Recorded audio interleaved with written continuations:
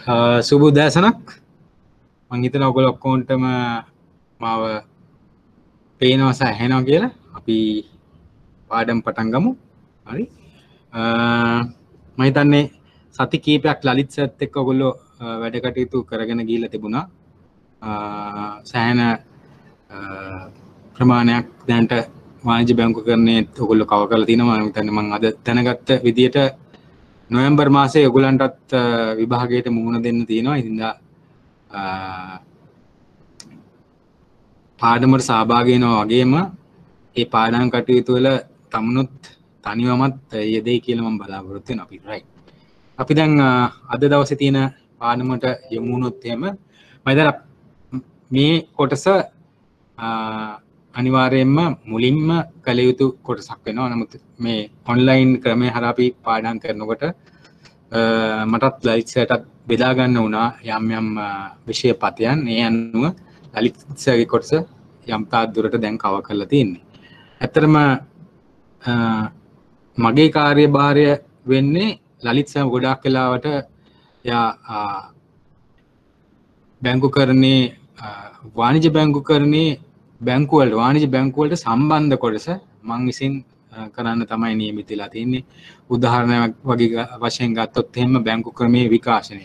මම හිතන්නේ සෑම විෂය පතයකටම ඒකේ විකාශනය කියන්නේ ඒකේ හිස්ටරි එක අතීතයේ කොහොමද මේ තත්ත්වයට ළඟා වෙනකොට මොන වගේ අභියෝගයන්ද තිබුණේ, ඒවා කොහොමද ජයග්‍රහණය කරේ කියන එක මම හිතන්නේ වැඩියෙන් වැදගත් වෙනවා. ඒවා පිළිබඳව අධ්‍යයනයක් තමයි අපි වාණිජ්‍ය බැංකුකරණයේ විකාශනය හරහා සාකච්ඡාවට භාජනය කරන්නේ. ඊට පස්සේ මම ඔයගලන්ට එක්ක සාකච්ඡා කරන්න බලාපොරොත්තු වෙනවා වාණිජ්‍ය බැංකුකරණයේ සියලුම තැන්පතු සහ ණය සේවාවන් සම්බන්ධයෙන් සාකච්ඡාවක් කරන්න බලාපොරොත්තු වෙනවා. ඒ කියන්නේ බැංකුව වල තියෙන මොනවද products and services. අපි ගත්තොත් එහෙම වාණිජ්‍ය බැංකුවක ඔයගොල්ලෝ දන්නවා liabilities නැත්නම් වගකීම් අංශයේ තැන්පතු අපි සාකච්ඡා කරොත් තැන්පතු වර්ග කීපයක්ම අපිට දකින්න පුළුවන්. විශේෂයෙන්ම ඉතිරි තැන්පතු, ඒ වගේම ස්ථිර තැන්පතු සහ කාලීන තැන්පතු. ඔයගොල්ලෝ දන්නවනේ ඒවා ටික. හරි. එතකොට අපි තවදුරටත් ඊළඟට අපිට ඉගෙන ගන්න පුළුවන් ණය loan products මොනවද? ණය පහසුකම් මොනවද තියෙන්නේ? අපි ඔයගොල්ලෝ දන්න ණය පහසුකම් සම්බන්ධයෙන් අපි සාකච්ඡා කරොත් අපිට කියන්න පුළුවන් මොනවද ඔයගොල්ලෝ දන්න ණය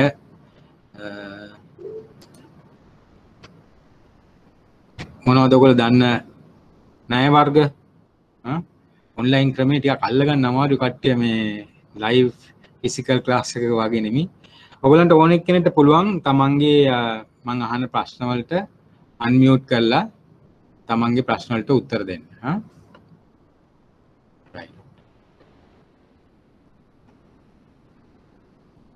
මොනවද ණය වර්ග ඔයගොල්ලෝ දන්න? ගොඩක් වෙලාවට අපි දන්න ණය වර්ග තමයි නිවාස ණය අහලා තියෙනවා ඔයගොල්ලෝ නේද? පුද්ගලික ණය, ඒ වගේම බැංකු අයිරා, චක්‍රීය ණය. ඔයගොල්ලෝ මේ අහලා තියෙන ණය වර්ග අපි දීර්ඝ වශයෙන් සාකච්ඡා කරනකොට අපි ඒ කියන්නේ තවදුරටත් තොරතුරු සහිතව මොනවද මේ බැංකු මේ ප්‍රොඩක්ට්ස් ඇතිවීමට හේතු, ඒවායේ තියෙන වාසි, බැංකුවට මොකක්ද තියෙන වාසිය, එතකොට ගනුදෙනුකරුවන්ට තියෙන වාසිය, මේ දෙකම ඕනේ නේද? අපි මේ බැංකු වාණිජ්‍ය බැංකුකරණය අපි ඉගෙන ගන්න මොනවද? වාණිජ්‍ය බැංකුවක් විදියට, ව්‍යාපාරයක් විදියට සාර්ථක කරගන්න විදිය තමයි අපි ඉගෙන ගන්න. එතකොට අපේ ගනුදෙනුකරු බවතුන්ටත් වාසියක් සිදු වෙන්න ඕනේ අපේ ගනුදෙනුවේදී. ඒ වගේම වාණිජ්‍ය බැංකුවක් විදියට අපිටත් යම්කිසි ලාභයක් ඉපීමේ හැකියාවක් තියෙනවා. ඊට පස්සේ ප්‍රධාන වශයෙන් අපි මම ඔය ණය වර්ග ගැන කතා කරනකොට ණය වර්ග දෙකක් තියෙනවා. පහසුකම් වර්ග දෙකක් තියෙනවා. එකක් තමයි පොලි ආදායම් ලබන පහසුකම් වර්ග. ඒක තමයි ඒවා තමයි මම ඔය සරල කීපයක් උදාහරණ කිව්වේ. පුද්ගලික ණය, ඒ වගේ ඒකේ පොලි ආදායමක් ලබනවා, නිවාස ණය පොලි ආදායමක් ලබනවා. ඒ වගේම තව මොනවද තියෙන ණය බැංකු අයිරා පොලි ආදායමක් ලබනවා. ඒ වගේම අපි බැංකුවක පහසුකම් ගැන සාකච්ඡා කරනකොට තවත් වර්ගයක් තමයි පහසුකම් වර්ගයක් පොලි ආදායමක් ලැබෙන්නේ නැහැ. එකෙන් ලැබෙන්නේ මොනවද? පොලි නොවන ආදායම. ගොඩක් වෙලාවට අපි කියන කොමිස් මුදලක් නැත්නම් ෆී එකක්. තමයි අපිට හම්බෙන්නේ. අපි උදාහරණයක් සරල උදාහරණයක් විදිහට ගත්තොත් එහෙම බෑන්ක් ගැරන්ටි එකක්. බැංකුව අපකරයක් ගත්තොත් එහෙම බැංකු අපකරයකට අපි බැංකුවකට ඒ බැංකු අපකරයක් නිකුත් කිරීමේදී අපිට අනිවාර්යයෙන්ම ගනුදෙනුකරුවන්ට බැංකුව වෙත ගෙවිය යුතු වෙනවා බෑන්ක් ගැරන්ටි කමිෂන් එකක්.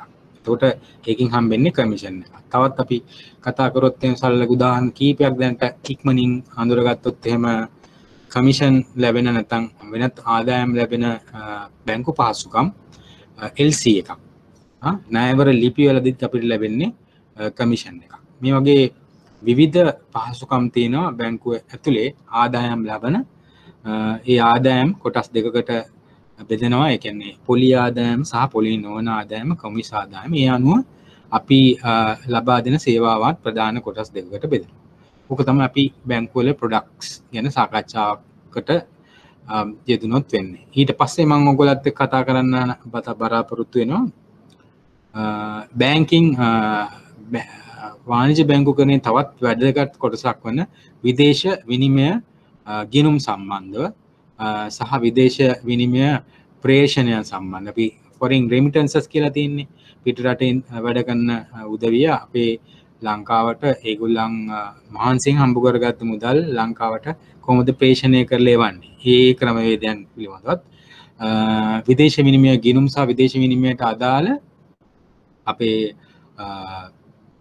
ක්‍රම පටිපාටියක් තියෙන. ඒ පිළිබඳව හැඳින්වීමක් අපි මේ වාණිජ්‍ය බැංකුකරණයේ මගේ සාකච්ඡාවට අනාගතයේදී භාවිතා වෙනවා, භාජනය වෙනවා. ඒ වගේම තවත් කොටසක් අපි ගත්තොත් එහෙම ඊළඟට අපි බලාපොරොත්තු වෙනවා බැංකුවක ව්‍යාපෘති ආකෘතිය. බැංකුවක ව්‍යාපාර ආකෘතියක්. නැත්නම් බැංකින් බිස්නස් මොඩල් කියන එක. එතකොට ව්‍යාපාරයක් විදිහට මොකද්ද ලාභ ලබා ගැනීමට අපි යොදා ගන්නා ගනුදෙනුකරුවන් ආකර්ෂණය කර ගැනීමට අපි යොදා ගන්නා ක්‍රමවේදයන් තමයි බැංකින් බිස්නස් මොඩල් එක හරහා අපිට සාකච්ඡා කිරීමට ප්‍රධාන වශයෙන්ම හැකි වෙන්නේ. අපි ගත්තොත් එම විවිධ ආකාරයේ ගනුදෙනුකරුවන් ආකර්ෂණය කිරීමේ ක්‍රමයන්. ප්‍රධාන වශයෙන් අපි ආයතනික ගනුදෙනුකරුවන් ආකර්ෂණය කිරීමට ආයතනික බැංකුකරණය අපිට තියෙනවා. ඒකට අපි කියනවා කෝපරේට් බැංකින් කියලා අපි කියනවා. ඒ වගේම සිල්ලර අපි ඔයගොල්ලෝ වගේ සාමාන්‍ය ගනුදෙනුකරුවන් බැංකුවකට ගිහිල්ලා ගනුදෙනු කරනවා නම් අපි ඒකට අපි සිල්ලර රීටේල් බැංකින් කියලා අපි කියලා කතා කරනවා. ඒක ගොඩක් වෙලාවට ශාඛා ජාලාවහන් හරහා තමයි කටයුතු සිදු වෙන්නේ. එතකොට තවදුරටත් අපි මේ බැංකුකරණයේ ඉදිරියට යනකොට පුද්ගලික බැංකුකරණය සේවාවන් සපයනවා. අපි ප්‍රීමියර් සෙන්ටර්ස් ඒ වගේ කියලා ගොඩාක් තැන්වල විශේෂිත ප්‍රභු ගනුදෙනුකරුවන් ඉලක්ක කරගත් සේවාවන් සම්බන්ධව සාකච්ඡාවට භාජනය කරනවා. ඊට පස්සේ අපි තවදුරටත් වාණිජ්‍ය බැංකුකරණයේ ලැබෙන සේවාවන් අතර සාකච්ඡාවට භාජනය කරනවා නම් offshore banking නැත්නම් අක්වරල බැංකුකරණය. ඒකේ තමයි අපි ඔය විදේශ ආයෝජනයන් අරහා ලංකාවට එන BOI සමාගම්, BOMI සමාගම් කියන්නේ ආයෝජන මණ්ඩලයේ ලියාපදිංචි සමාගම් ගොඩක් වෙලාවට මේවා BOI ආයතන විදිහට පිටරට මුදල් විදේශ විනිමය ලංකාවට ආයෝජන ලබාගෙන කණ්ඩායමට ලබා දෙන මූල්‍ය පහසුකම් සම්බන්ධව සාකච්ඡා කිරීම තමයි ඒ හරහා සිදු වෙන්නේ. එතකොට අපි තවදුරටත් අපේ බැංකුකරණය ඇතුලේ තියෙනවා යුනිවර්සල් බැංකින් විශ්වීය බැංකුකරණය. ඒ හරහා බැංකුවක් විදිහට අපේ ව්‍යාපාර ආකෘතිය තුළ විශේෂයෙන්ම තැන්පත්කරුවන්ගෙන් තැන්පතු ලබාගෙන ණය ලබා දීමේ ක්‍රමයට පරිබාර වූ වෙනත් ව්‍යාපාරවලත් යෙදෙනවා. උදාහරණයක් විදිහට අපි ගත්තොත් එහෙම බැංකු ගොඩක් වෙලාවට ඔයගොල්ලෝ අහලා ඇති ඉන්ෂුරන්ස් බිස්නස් එකෙත් ඉන්නවා, ව්‍යාපාරෙත් ඉන්නවා. ඒ කියන්නේ රක්ෂණ සේවාවන් සැපීමෙත් අපි බැංකු ක්‍රියාත්මක වෙනවා. ඒක තමන්ගේ සමූහ ව්‍යාපාරය ඇතුලේ තියෙන උප ඒකකයන් විදිහටත් ක්‍රියාත්මක වෙන. අපි උදාහරණයක් ගත්තොත් එimhe HNB කියන බැංකුවේ HNB ඇෂුරන්ස් එක තියෙනවා. ඒ හරහා ඒගොල්ලන් බැංකුවකට පරිබාර වූ වෙනත් ව්‍යාපාරවල යෙදෙනවා. ඒ වගේම ආයෝජන බැංකුකරණයේ යෙදෙනවා. හරි. තුන ආයෝජන බැංකුකරණය හරහා තමයි ගොඩක් වෙලාවට මූලික කොටස් නිකුතුවක් සිදු කරනවා නම් IPO එකක් ඉනිෂියල් පබ්ලික් ඔෆරින් එකක් ඒ කියන්නේ ෂෙයා මාකට් එකේ මූලිකව ප්‍රාග්ධනය රැස් කිරීමේ කටයුත්තක් කොළඹ කොටස් වෙළඳපොලේ ක්‍රියාකාරීත්වයට යම් සමාගමක් වෙනවා නම් ඒ පිළිබඳව උපදෙස් ඒ වගේම උපදේශනයන් ඒ මූලික කොටස් නිකුතට අදාළ ව්‍යාපාර කටයුතු සියල්ලම වාණිජ බැංකුවන් කරා කරගෙන යෑමේ හැකියාව තියෙනවා. මේ වගේ කාරණාවලදී ගොඩක් වෙලාවට කොමිස් මුදලක් තමයි බැංකුවකට ලැබෙන්නේ. ඉතින් මේ ආකාරයට ව්‍යාපාරවල කරනවා වගේම බැංකුව තවත් මේ මෑත අතීතයේදී පහුගිය අවුරුදු 5 වගේ ඇතුළත ගොඩක් වෙලාවට අපි අලුත් ව්‍යාපාර කටයුත්තකට අතගාසලා තියෙනවා බැංකු. ඒ බැංකා කියලා අපි කියන බැංක් ඇෂුරන්ස්. ඒ කියන්නේ බැංකුවේ තියෙන ගනුදෙනුකරුවන්ට ප්‍රධාන පෙළේ රක්ෂණ සමාගමක් සම්බන්ධ වෙලා ජීවිත රක්ෂණ ඔප්පු විකිණීම. ඒ හරහා බැංකුවට ඒ ජීවිත රක්ෂණ ඔප්පු වල ප්‍රීමියම් එකකින් කොටසක් අමතර දාමට එකතු කර ගැනීමේ හැකියාව තියෙනවා. මේ වගේ ව්‍යාපාර ආකෘති ගැන මම ඔයගොල්ලොත් එක්ක සාකච්ඡා කරනවා. ඊට පසුව මම ගොඩක් වෙලාවට සාකච්ඡා කරන්න බලාපොරොත්තු වෙනවා කමර්ෂල් බැංක් වාණිජ්‍ය බැංකුකරණයේදී අලෙවි කරන විධික්‍රම. අපි ගත්තොත් එහෙනම් ප්‍රධාන වශයෙන්ම ගනුදෙනුකරුවන් බැංකුවත් එක්ක සම්බන්ධ වෙන්නේ මොන ක්‍රමේ හරහාද? කාට හරි උත්තරයක් දෙන්න පුළුවන්ද? අන්මියුට් කරලා උදා කරන්න. කවුරු හරි උත්තරයක් දෙන්න. මොන ක්‍රමේ හරහාද බැංකුවක් එක්ක ගනුදෙනුකරුවන් ප්‍රධාන වශයෙන්ම සම්බන්ධ වෙන්නේ?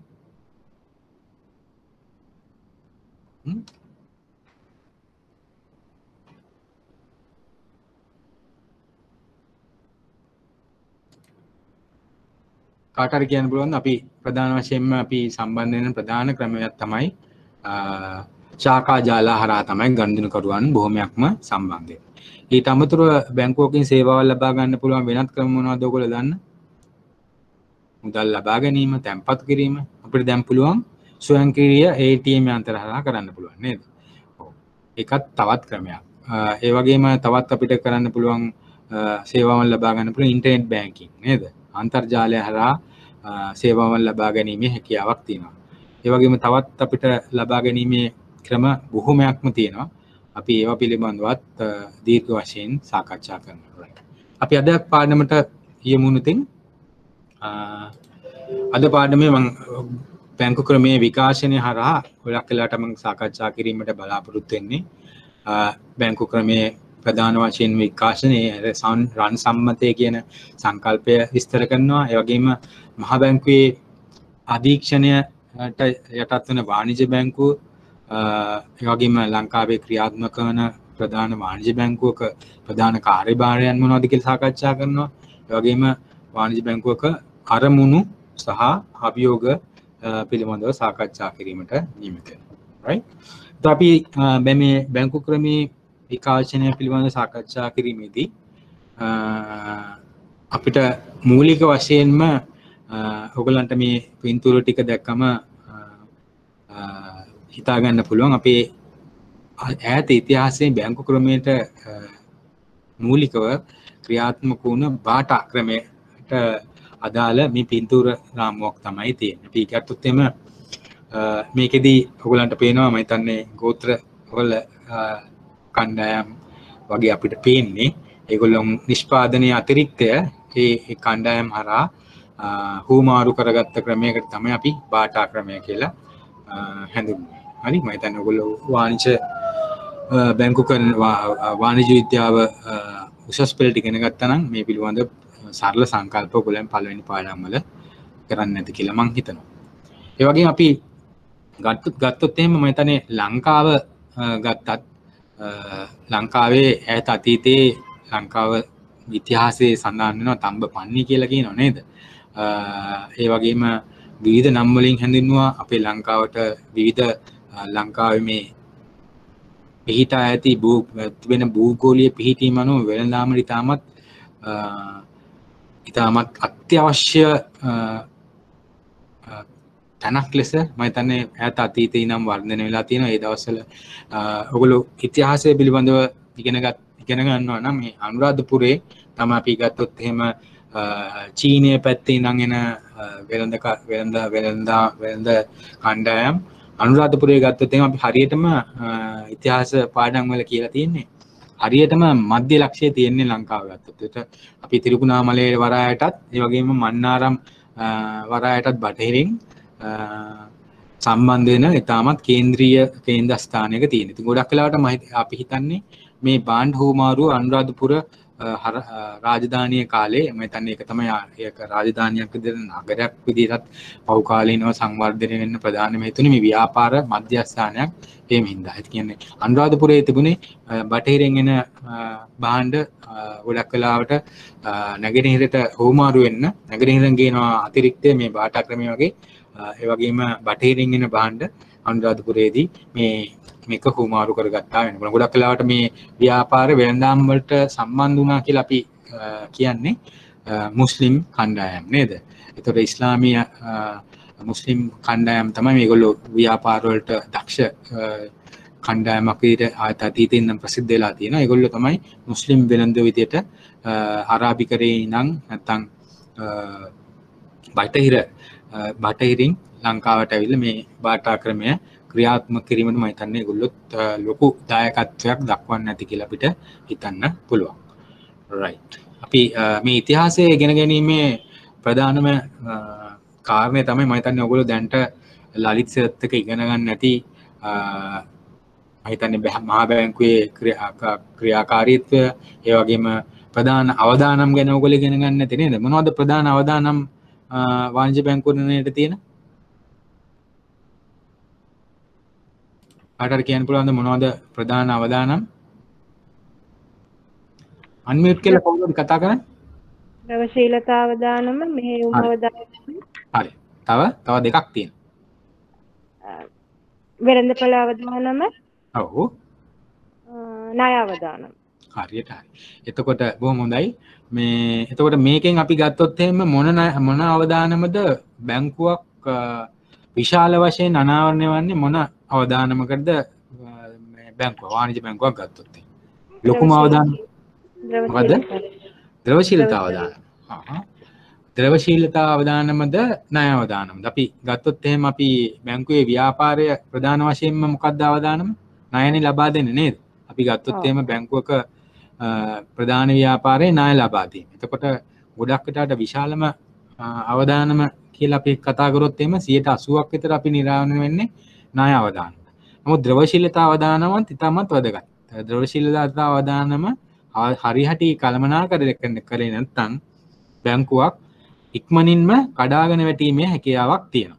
ඒක තමයි ද්‍රවශීලතා අවදානම විශාල වශයෙන් අපි අනාවරණය නොවුනට ඒක කළමනාකරණය කරේ නැත්නම් ඉක්මනින්ම බැංකුව බංකොලොත් වීමේ හැකියාවක් තියෙනවා. right. බොහොම හොඳයි. අපි මම හිතන්නේ දැන් ඒකට ඔයගොල්ලන්ට තේරෙනවා ඇති මේ වගේ අවදානම් ගැන සාකච්ඡා කිරීමට තරම් නැත්නම් බැංකුවක් වාණිජ්‍ය බැංකු නියාමනය සඳහා මහා බැංකුවක අවශ්‍යතාවය. මේ සියල්ලම අද තියෙන තත්වයට දැන් අපි ගත්තොත් එහෙම ඉතාමත් අන්තර්ජාල පහසුකම් හරහා බැංකු ක්‍රියාත්මක කරනවා නේද? විවිධ පහසුකම් ලබා දෙනවා. මේ තත්ත්වයට අපි දියුණු වෙලා තියෙන්නේ අපි අතීතයේ දැන් මම කියපු විදිහට පටන් අරගෙන තියෙන්නේ මේක බාටා ක්‍රමය හරහා පටන් ගත්ත දෙයක් තමයි ක්‍රමානුකූලව විකාශනය වෙලා තියෙන්නේ. ඒ එක අධීරය ගත්තොත් එහෙම ඒ හැම අධීරයකම ව්‍යාපාරයක් විදිහට වාණිජ්‍ය බැංකුවකට විවිධ අභියෝග තිබිලා තියෙනවා. ඉතින් මේ අභියෝග කොහොමද ජයගෙන ඊළඟ අධීරයට විකාශන වුණේ කියන එක තමයි මේ අපි ඉතිහාසය හරහා යම්කිසි සාකච්ඡාවකට භාජනය කරන්නේ. හරි. ඊට පස්සේ දැන් අපි රන් කරුවා සහ රන් සම්මතය ගැන අපි සාකච්ඡා කරොත් මම හිතන්නේ අපි දැන් ආපහු ටිකක් ඈත අතීතයට යනවා. මේ පළවෙනි පින්තූරය මේ රන් කරුවෙක් හා සම්බන්ධව තියෙන පින්තූරයක්. මෙතන 1000 ක්‍රිස්තු වර්ෂ 1514 පමණන පින්තූරයක් තමයි ඔයගලන්ට මේ දක්වන. ඒ කාලේ තමයි මේ රන් සම්මතය වගේ දේවල් සංකල්ප ඉදිරිපත් වෙන්න පටන් ගත්තේ. මේක අපි ටිකක් ඉදිරියට සාකච්ඡා කරනවා නම් ගොඩක් වෙලාවට අපි දැන් බාටා ක්‍රමයේ හරහා භාණ්ඩ හුවමාරු සේවයට අපි මුල් පිරුවා යම් කාල සීමාවකදී මීට අතීතයේදී. ඊට පස්සේ ගොඩක් වෙලාවට රන්වල රන් රත්තරන් හොයාගත්තට පස්සේ රත්තරන් වලට වටිනාකමක් ඒකට ඇත්තටම බද්ධ වුණා. ඒ හරහා ගොඩාක් මහ වටිනාකම් නැත්නම් භාණ්ඩ හුවමාරුවට මේ රත්තරන් කාසි යොදා ගැනීමත් පසු කාලීනව සිදු වුණා. එතකොට යම් වටිනාකමක් ඇති ඒක ඉරිමක් වෙන්න පුළුවන්, හරක බාන වෙන්න පුළුවන්, වෙනත් වටිනා වත්කමක් වෙන්න පුළුවන්. ඒක අත්පත් කර ගැනීමට මේ රන් කාසි වල අවශ්‍යතාවයක් තිබුණා. එතකොට මේ රන් කරුවන් ගොඩක් වෙලාවට කරේ ඒගොල්ලොන්ගේ තියෙන රන් කාසි ඒ අවශ්‍ය කරන පුද්ගලයන්ට ලබා දුන්නා. ඒක ඉතින් යම්කිසි කොන්දේසි මත ඒ රන් කාසි නැවත ලබා දෙන්න ඕනේ. ලබා දෙනකොට යම්කිසි තවත් වැඩිපුර රත්තරන් ප්‍රමාණයක් රන් කාසි ප්‍රමාණයක් ඒගොල්ලන්ට පොලිය වශයෙන් දෙන්න ඕනේ. ඉතින් මේ අද තියෙන බැංකුකරණයේ පටන් ගන්න එතන තමයි සිදු වුණා කියලා අපිට අතීතයේදී සාකච්ඡා වෙන. ඒක පිළිබඳව යම් සාකච්ඡාවක් තමයි අද අපි සාකච්ඡා කරු තමයි අපි අද මුල පුරන්නේ. ඉතින් එහිදී රන්කරුවන් මේක ව්‍යාපාරයක් විදිහට කරගෙන යනකොට දැන් ගොඩාක් මහ ජනතාව ඉන්නවා. රන්කරුවෙක් ගාව තියෙන ඔයගොල්ලෝ දැන් හිතුවොත් එහෙම රත්තරන් ප්‍රමාණය සීමිත ප්‍රමාණයක් නෙක ව්‍යාපාරිකයෙක් ගාව තියෙන නැත්නම් එක රන්කරුවෙක් ගාව. නමුත් එයා ගාවට ගොඩාක් ගනුදෙනු කරුවෝ එනවා මේ රත්තරන් ඉල්ලගන්න. එතකොට එයා පසු කාලීනව ඒ ප්‍රශ්නේ දැන් මම අපි කියවනේ මේ ප්‍රශ්න වලට උත්තර හොය තමයි මේ යම් විෂයක් හරි නැත්නම් ව්‍යාපාරයක් හරි ගොඩනගන්නේ කියලා. එතකොට රන්කරුවා ඒකට දීප හොයාගත්ත මේ ගැටලුවට යාර දැන් රත්තරන් වලට ගොඩක් ඉල්ලුමක් තියෙනවා, රකාසි වලට ඉල්ලුමක් තියෙනවා. නමුත් එයාට සැපයුම අඩුයි. එතකොට එයා මොකද්ද කරගත්තේ? තැන් වල තනියෙන් තමන් රැස් කරගත්ත රත්තරන් තියෙන කුඩා කණ්ඩායම් හිටියා, පුද්ගලයෝ හිටියා. ඉතින් ඒගොල්ලොන්ගෙන් මේ රන්කරුවෝ රත්තරන් අරගෙන ඉවරලා ඒක ඒ අවශ්‍ය කරන පුද්ගලයන්ට ලබා දීමට තමයි මේ ව්‍යාපාරයක් විදිහට මේක දියුණු කරගත්තේ. ඒක හරියටම ගත්තොත් එහෙම අද අපි තැන්පත් කරුවන්ගේ මුදල් ලබාගෙන ණය කරුවන්ට ණය ගනුදෙනු කරුවන්ට ලබා දෙනවා. ඉතින් මේ අවස්ථාවේදී මේක ව්‍යාපාරයක් විදිහට හොඳට යනවා කියපු දැකපු මේ රන්කරුවන් මොකද්ද කරේ? මේ තමන් වෙතට ලබා දෙන රත්තරන් වෙනුවෙන් යම් කුයිතාංශයක් ඒ ගන්න රත්තරන් ලබා දෙන පුද්ගලයන්ට ලබා දුන්නේ. එකක් තමයි අපි ඒකට පොඩි සාක්ෂියක් තමයි එහා පැත්තේ තියෙන්නේ. හරි? එතකොට ඒකෙදී එයා දුන්නා තමන් ලබාගත් රත්තරන් ප්‍රමාණය කොච්චරද, කවදද ලබාගත්තේ, කාගෙන්ද ලබාගත්තේ වගේ විස්තර ටිකක් ඇතුළේ ඒ කුයිතාංශය දුන්නා. එතකොට දැන් මේක අතේ තියෙන එක්කෙනාට අනිත් පුද්ගලයෝ දන්නවා මේක අතේ තියෙන එක්කෙනා මේගේ අට අයිති රත්තරන් ප්‍රමාණයෙන් රන්කරුවන් ගාව තියෙනවා කියලා. ඉතින් පසු කාලීනව ගොඩක් කණ්ඩායම ඉදිරිපත් වුණා මේ කුයිතාංශය අරගෙන ඒගොල්ලන්ගේ තියෙන වටිනා ද්‍රව්‍ය හුවමාරු කර ගැනීමට. උදාහරණයක් වශයෙන් දැන් රත්තරන් නැහැනේ මේ රත්තරන් දීපු මිනිස්සයා ගාව දැන් රත්තරන් නැහැ. එයා ගාව තියෙන කුයිතාංශය. එතකොට එයා මොකද කරේ? ආපහු රන්කරුවා ගාවට ගිහිල්ලා ආපහු රත්තරන් ලබා ගන්න යම්කිසි කාල සීමාවක් තියෙනවනේ. යාට කාල සීමාවකට පස්සේනේ මෙයා ආපහු ඒවා මේ නැවත ලබා දෙන්නේ. ඉතින් අපි දැන් ෆික්ස් ඩිපොසිට් එකක් අපි මාස 6කට දැම්මොත් මාස 6කට පස්සේනේ අපිට ඒ සල්ලි ලබා ගන්න පුළුවන්. ඒ වගේ තමයි මේ කුයිතාංශය තියෙන මුදල් ඒක ලබා ගන්න නම් යම්කිසි කාල සීමාවක් අපිට ඉන්න වෙනවා. ඉතින් ඒකට ඒ ඇතිවෙච්ච තත්වයට මෙම කුයිතාංශය සහිත පුද්ගලයා ඉදිරිපත් වුණා තමන් ගාව තියෙන කුයිතාංශය වෙනත් පුද්ගලයෙකුට ලබා දීලා තමන්ට අවශ්‍ය කරන ද්‍රව්‍ය ලබා ගන්න, අත්පත් කර ගන්න. එතකොට මේ කුයිතාංශය නිකන් දැන් ඔයගොල්ලන්ට තේරෙනවා ඇති නිකන් මුදල් නෝට්ටුවක ස්වභාවයකට පත් වෙන්න පටන් ගත්තා. මේක තමයි මම හිතන්නේ මුදල් නෝට්ටු සහ කාසි වල පටන් ගන්න. මේ හරහා තමයි භාණ්ඩ හුවමාරුවට නැත්නම් වටිනාකමක් හුවමාරුව සඳහා මුදල් නෝට්ටු භාවිතයේ ආරම්භක අවධිය කියලා අපිට සාකච්ඡා කරන්න පුළුවන්. ඊට පස්සේ තවත් මේක ව්‍යාපාරයක් විදිහට රන්කරුවෝ මොකද කරේ? ඒගොල්ලෝ දැනගත්ත දැන් රන්කරුවට එයාගේ කුයිතාංශ වලට ලොකු ඉල්ලුමක් තියෙනවනේ යාට නමක් තියෙනවනේ එයා මොකද්ද කරේ ලන්කරුවා නිකන් අපේ දැන් ලෝකේ නැත්තම් මහ බැංකු ක්‍රියාත්මක කරනවා වගේ මුදල් අච්චු ගහනවා වගේ රන්කරුවා ඒක කුයිතාංශي රත්තරන් ඇත්තටම හම්බෙලා නැහැ කුයිතාංශي හරහා කුයිතාංශي වලට තිබිච්ච වටිනාකම හරහා කුයිතාංශي හරහා ඒ වටිනාකමක් හුමාරු කර ගැනීමට දක්වා එක දිග්ගැස්සුණා. එතකොට මොකද්ද මෙතනදී උනේ? ඇත්තටම මෙතන රත්තරන් එයා ගාව නැහැ. නමුත් එයා කුයිතාංශي මුද්‍රණය කරලා එකට වටිනාකමක් ආදේශ කරා. මෙන්න මේ කාරණයට අපි මේ කාරණය තමයි අපි රන් සම්මතය කියලා අපි හඳුන්වන්නේ. මොකද්ද? රන්කරුවන් අතීතයේ රන්කරුවන් ඒගොල්ලන් ගාව සත්‍ය වශයෙන්ම රත්තරන් නොමැති නමුත් ඊට හා ආදේශකව ඒ වටිනාකම් වලට ආදේශ කරලා එයාගොල්ලෝ කුයිතාංශ ඉදිරිපත් කරා සත්‍ය වශයෙන් තමන් අතේ රත්තරන් නැතුව. එතකොට මේ හරහා ඇති වුණ තත්ත්වය තමයි මේ රත්තරන් නැතුව මේ කුයිතාංශي සමාජය පුරා බෙදා හැරීම සහ ඒ හරහා මේ කුයිතාංශ වලට වටිනාකමක් සත්‍ය වශයෙන් රත්තරන් නැතුව ඇතිවීම හරහා ඇති වුණ සම්මතය තමයි අපි රන් සම්මතය කියලා අදහස් කරන්නේ. හරි? රයිට්. අපි බලමු රන් සම්මතය කියන්නේ මොකක්ද කියන එක කාට හරි කියන්න පුළුවන්ද කියලා? මොකක්ද රන් සම්මතය කියලා ඔයගොල්ලෝ දැන් තේරුම් ගත්තේ? කවුරු හරි අන්මියුට් කරලා කියන්න. එතකොට මට හරියටම දැනගන්න පුළුවන් ඔයගොල්ලන්ට තේරුණාද මේක කියලා. නැත්තම් ප්‍රශ්නයක් අහන්න පුළුවන්.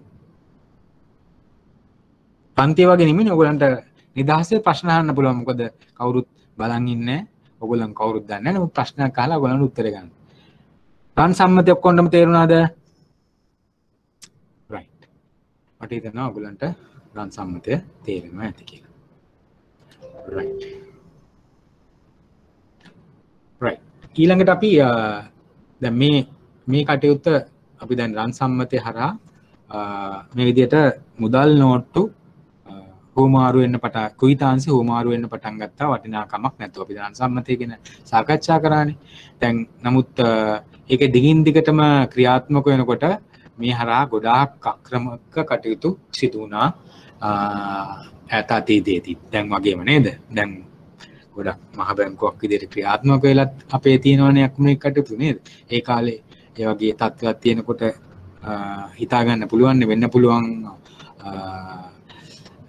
සංකීර්ණ තත්ත්වයන්. ඉතින් ඒ කාලෙත් ඒ වගේ වුණා. ඉතින් ඒ හින්දා මේ රන් සම්මතය හරහා කුයිතාංශي හුමාරුව රජයේ මැදිහත් වීම. එතකොට ගොඩක් වෙලා රජ පෙළපතක් තිබුණේ. රාජ්‍යයේ මැදිහත් වීමෙන් ඒවා අහෝසි කිරීමෙන් පසුව රාජ්‍ය භාණ්ඩාගාරයක් ඇතිවීම තුළ ඒ රාජ්‍ය භාණ්ඩාගාරය හරහා මුදල් සංසරණයකට වෙන තත්ත්වයන් අතීතයෙන් පටන් ගන්න සිද්ධ වුණා. ඊට පස්සේ මම හිතන්නේ අපේ ලංකාව ගත්තොත් විදේශ ජාතීන් කීපයකට අපි යටත් වෙච්ච තයක් බවට පත් වුණා. ප්‍රථම වශයෙන් පෘතුගීසින්ට 1500 ගණන් වල, ඊට පස්සේ 600 ගණන් වල ලන්දේසින්ට, ඊට පස්සේ 800 ගණන් වල ඉංග්‍රීසින්ට. ඉතින් මම හිතන්නේ ඉංග්‍රීසීන්ගේ කාල සීමාව ඇතුළත තමයි මේ වාණිජ්‍ය බැංකුකරණය පිළිබඳ සංකල්ප ලංකාවට මම හිතන්නේ ගොඩාක් එකතු වෙන්න පටන් ගත්තා. ඒගොල්ලෝ ඊළඟ අධීරයේ මම හිතන්නේ ඉගෙන ගන්නවා වාණිජ්‍ය බැංකුකරණ නීති, වාණිජ්‍ය බැංකුකරණයට අදාළ නීති, චෙක්පත් සම්බන්ධව ගනුදෙනු කරන ක්‍රමවේදයන්, ඒකට අදාළ නීති රාමුව, ඒවා ගොඩාක් වෙලාවට අපිට ඉංග්‍රීසිගේ කාලෙන් ලැබිච්ච නීති රීති පද්ධතියේ කොටස්. මම හිතන්නේ අදත් ගොඩක් වෙලාවට ක්‍රියාත්මක වෙන්නේ ඒ නීති රීති පද්ධතියම තමයි. හරි. ඊට පස්සේ අපි ගත්තොත් එහෙම මහා බැංකුවේ අධීක්ෂණයට යටත් වන ආයතන මොනවද? ඔයගොල්ලෝ දන්නවා ශ්‍රී ලංකා මහා බැංකුව විසින් අනුමත වාණිජ්‍ය බැංකුව නේද? ශ්‍රී ලංකා අනුමත වාණිජ්‍ය බැංකුව කීයක් තියෙනවද කාට හරි කියන්න පුළුවන්ද? ශ්‍රී ලංකා මහා බැංකුවේ ලියාපදිංචි නැත්නම් ශ්‍රී ලංකා මහා බැංකුවේ ලයිසන් එකක් තියෙන වාණිජ්‍ය බැංකුව කීයක් තියෙනවද? 26යි. අපිට 26 වාට කීපයක් නම් කරන්න පුළුවන්ද? ලංකා බැංකුව නේද අපි සාකච්ඡා කරොත් වාණිජ්‍ය බැංකුව ලංකා බැංකුව ඊට පස්සේ මහජන බැංකුව කමර්ෂල් බැංකුව චෙන්බි බැංකුව ඒ වගේම සම්පත් බැංකුව මේවා අපි ගත්තොත් එහෙම සාමාන්‍යයෙන් විශාල පරිමාණයේ බැංකු විදිහට අපිට සාකච්ඡා කරන්න පුළුවන්. ඊළඟ අධ්‍යයනය ගත්තොත් අපිට සාකච්ඡා කරන්න පුළුවන් සේලාන් බැංකුව, NDB බැංකුව, DFCC බැංකුව, NTB බැංකුව වගේ කණ්ඩායම් දෙවන අපි second tier දෙවනි කාණ්ඩයට අයිති වෙනවා. කියන්නේ විශාලත්වය සැලකුවම නේද? ඊට පස්සේ අපිට සාකච්ඡා කරන්න පුළුවන් ඊට වඩා පල්ලෙහා විශාලත්වයෙන් සැලකුවොත් එහෙම අපිට කතා කරන්න පුළුවන් යූනියන් බැංකුව, ඒ වගේම පෑන් ඒෂියා බැංකුව, කාගිල්ස් බැංකුව වගේ වාණිජ්‍ය බැංකු කතා. ඊට අමතරව විදේශීය බැංකු ඔයගොල්ලෝ දන්නවා නේද? විදේශී බැංකු කොච්චර තියෙනවද? HSBC, Standard Chartered ඒ වගේ ගොඩාක් විදේශී බැංකු, ඉන්දියන් ඕවර්සීස් බැංකුව ගොඩාක්ම වාණිජ්‍ය බැංකුත් අපේ බැංකු පද්ධතියට එකතු වෙලා තියෙනවා. ඔබ දන්නවද වාණිජ්‍ය බැංකුවක් ලයිසන් එකක් ලබා ගන්න කොච්චරක මුදලක් මූලික අවම ප්‍රාග්ධනයක් තබන්න ඕනද කියලා ඔයගොල්ලෝ දන්නවා? කාට හරි කියන්න පුළුවන් උත්තරය?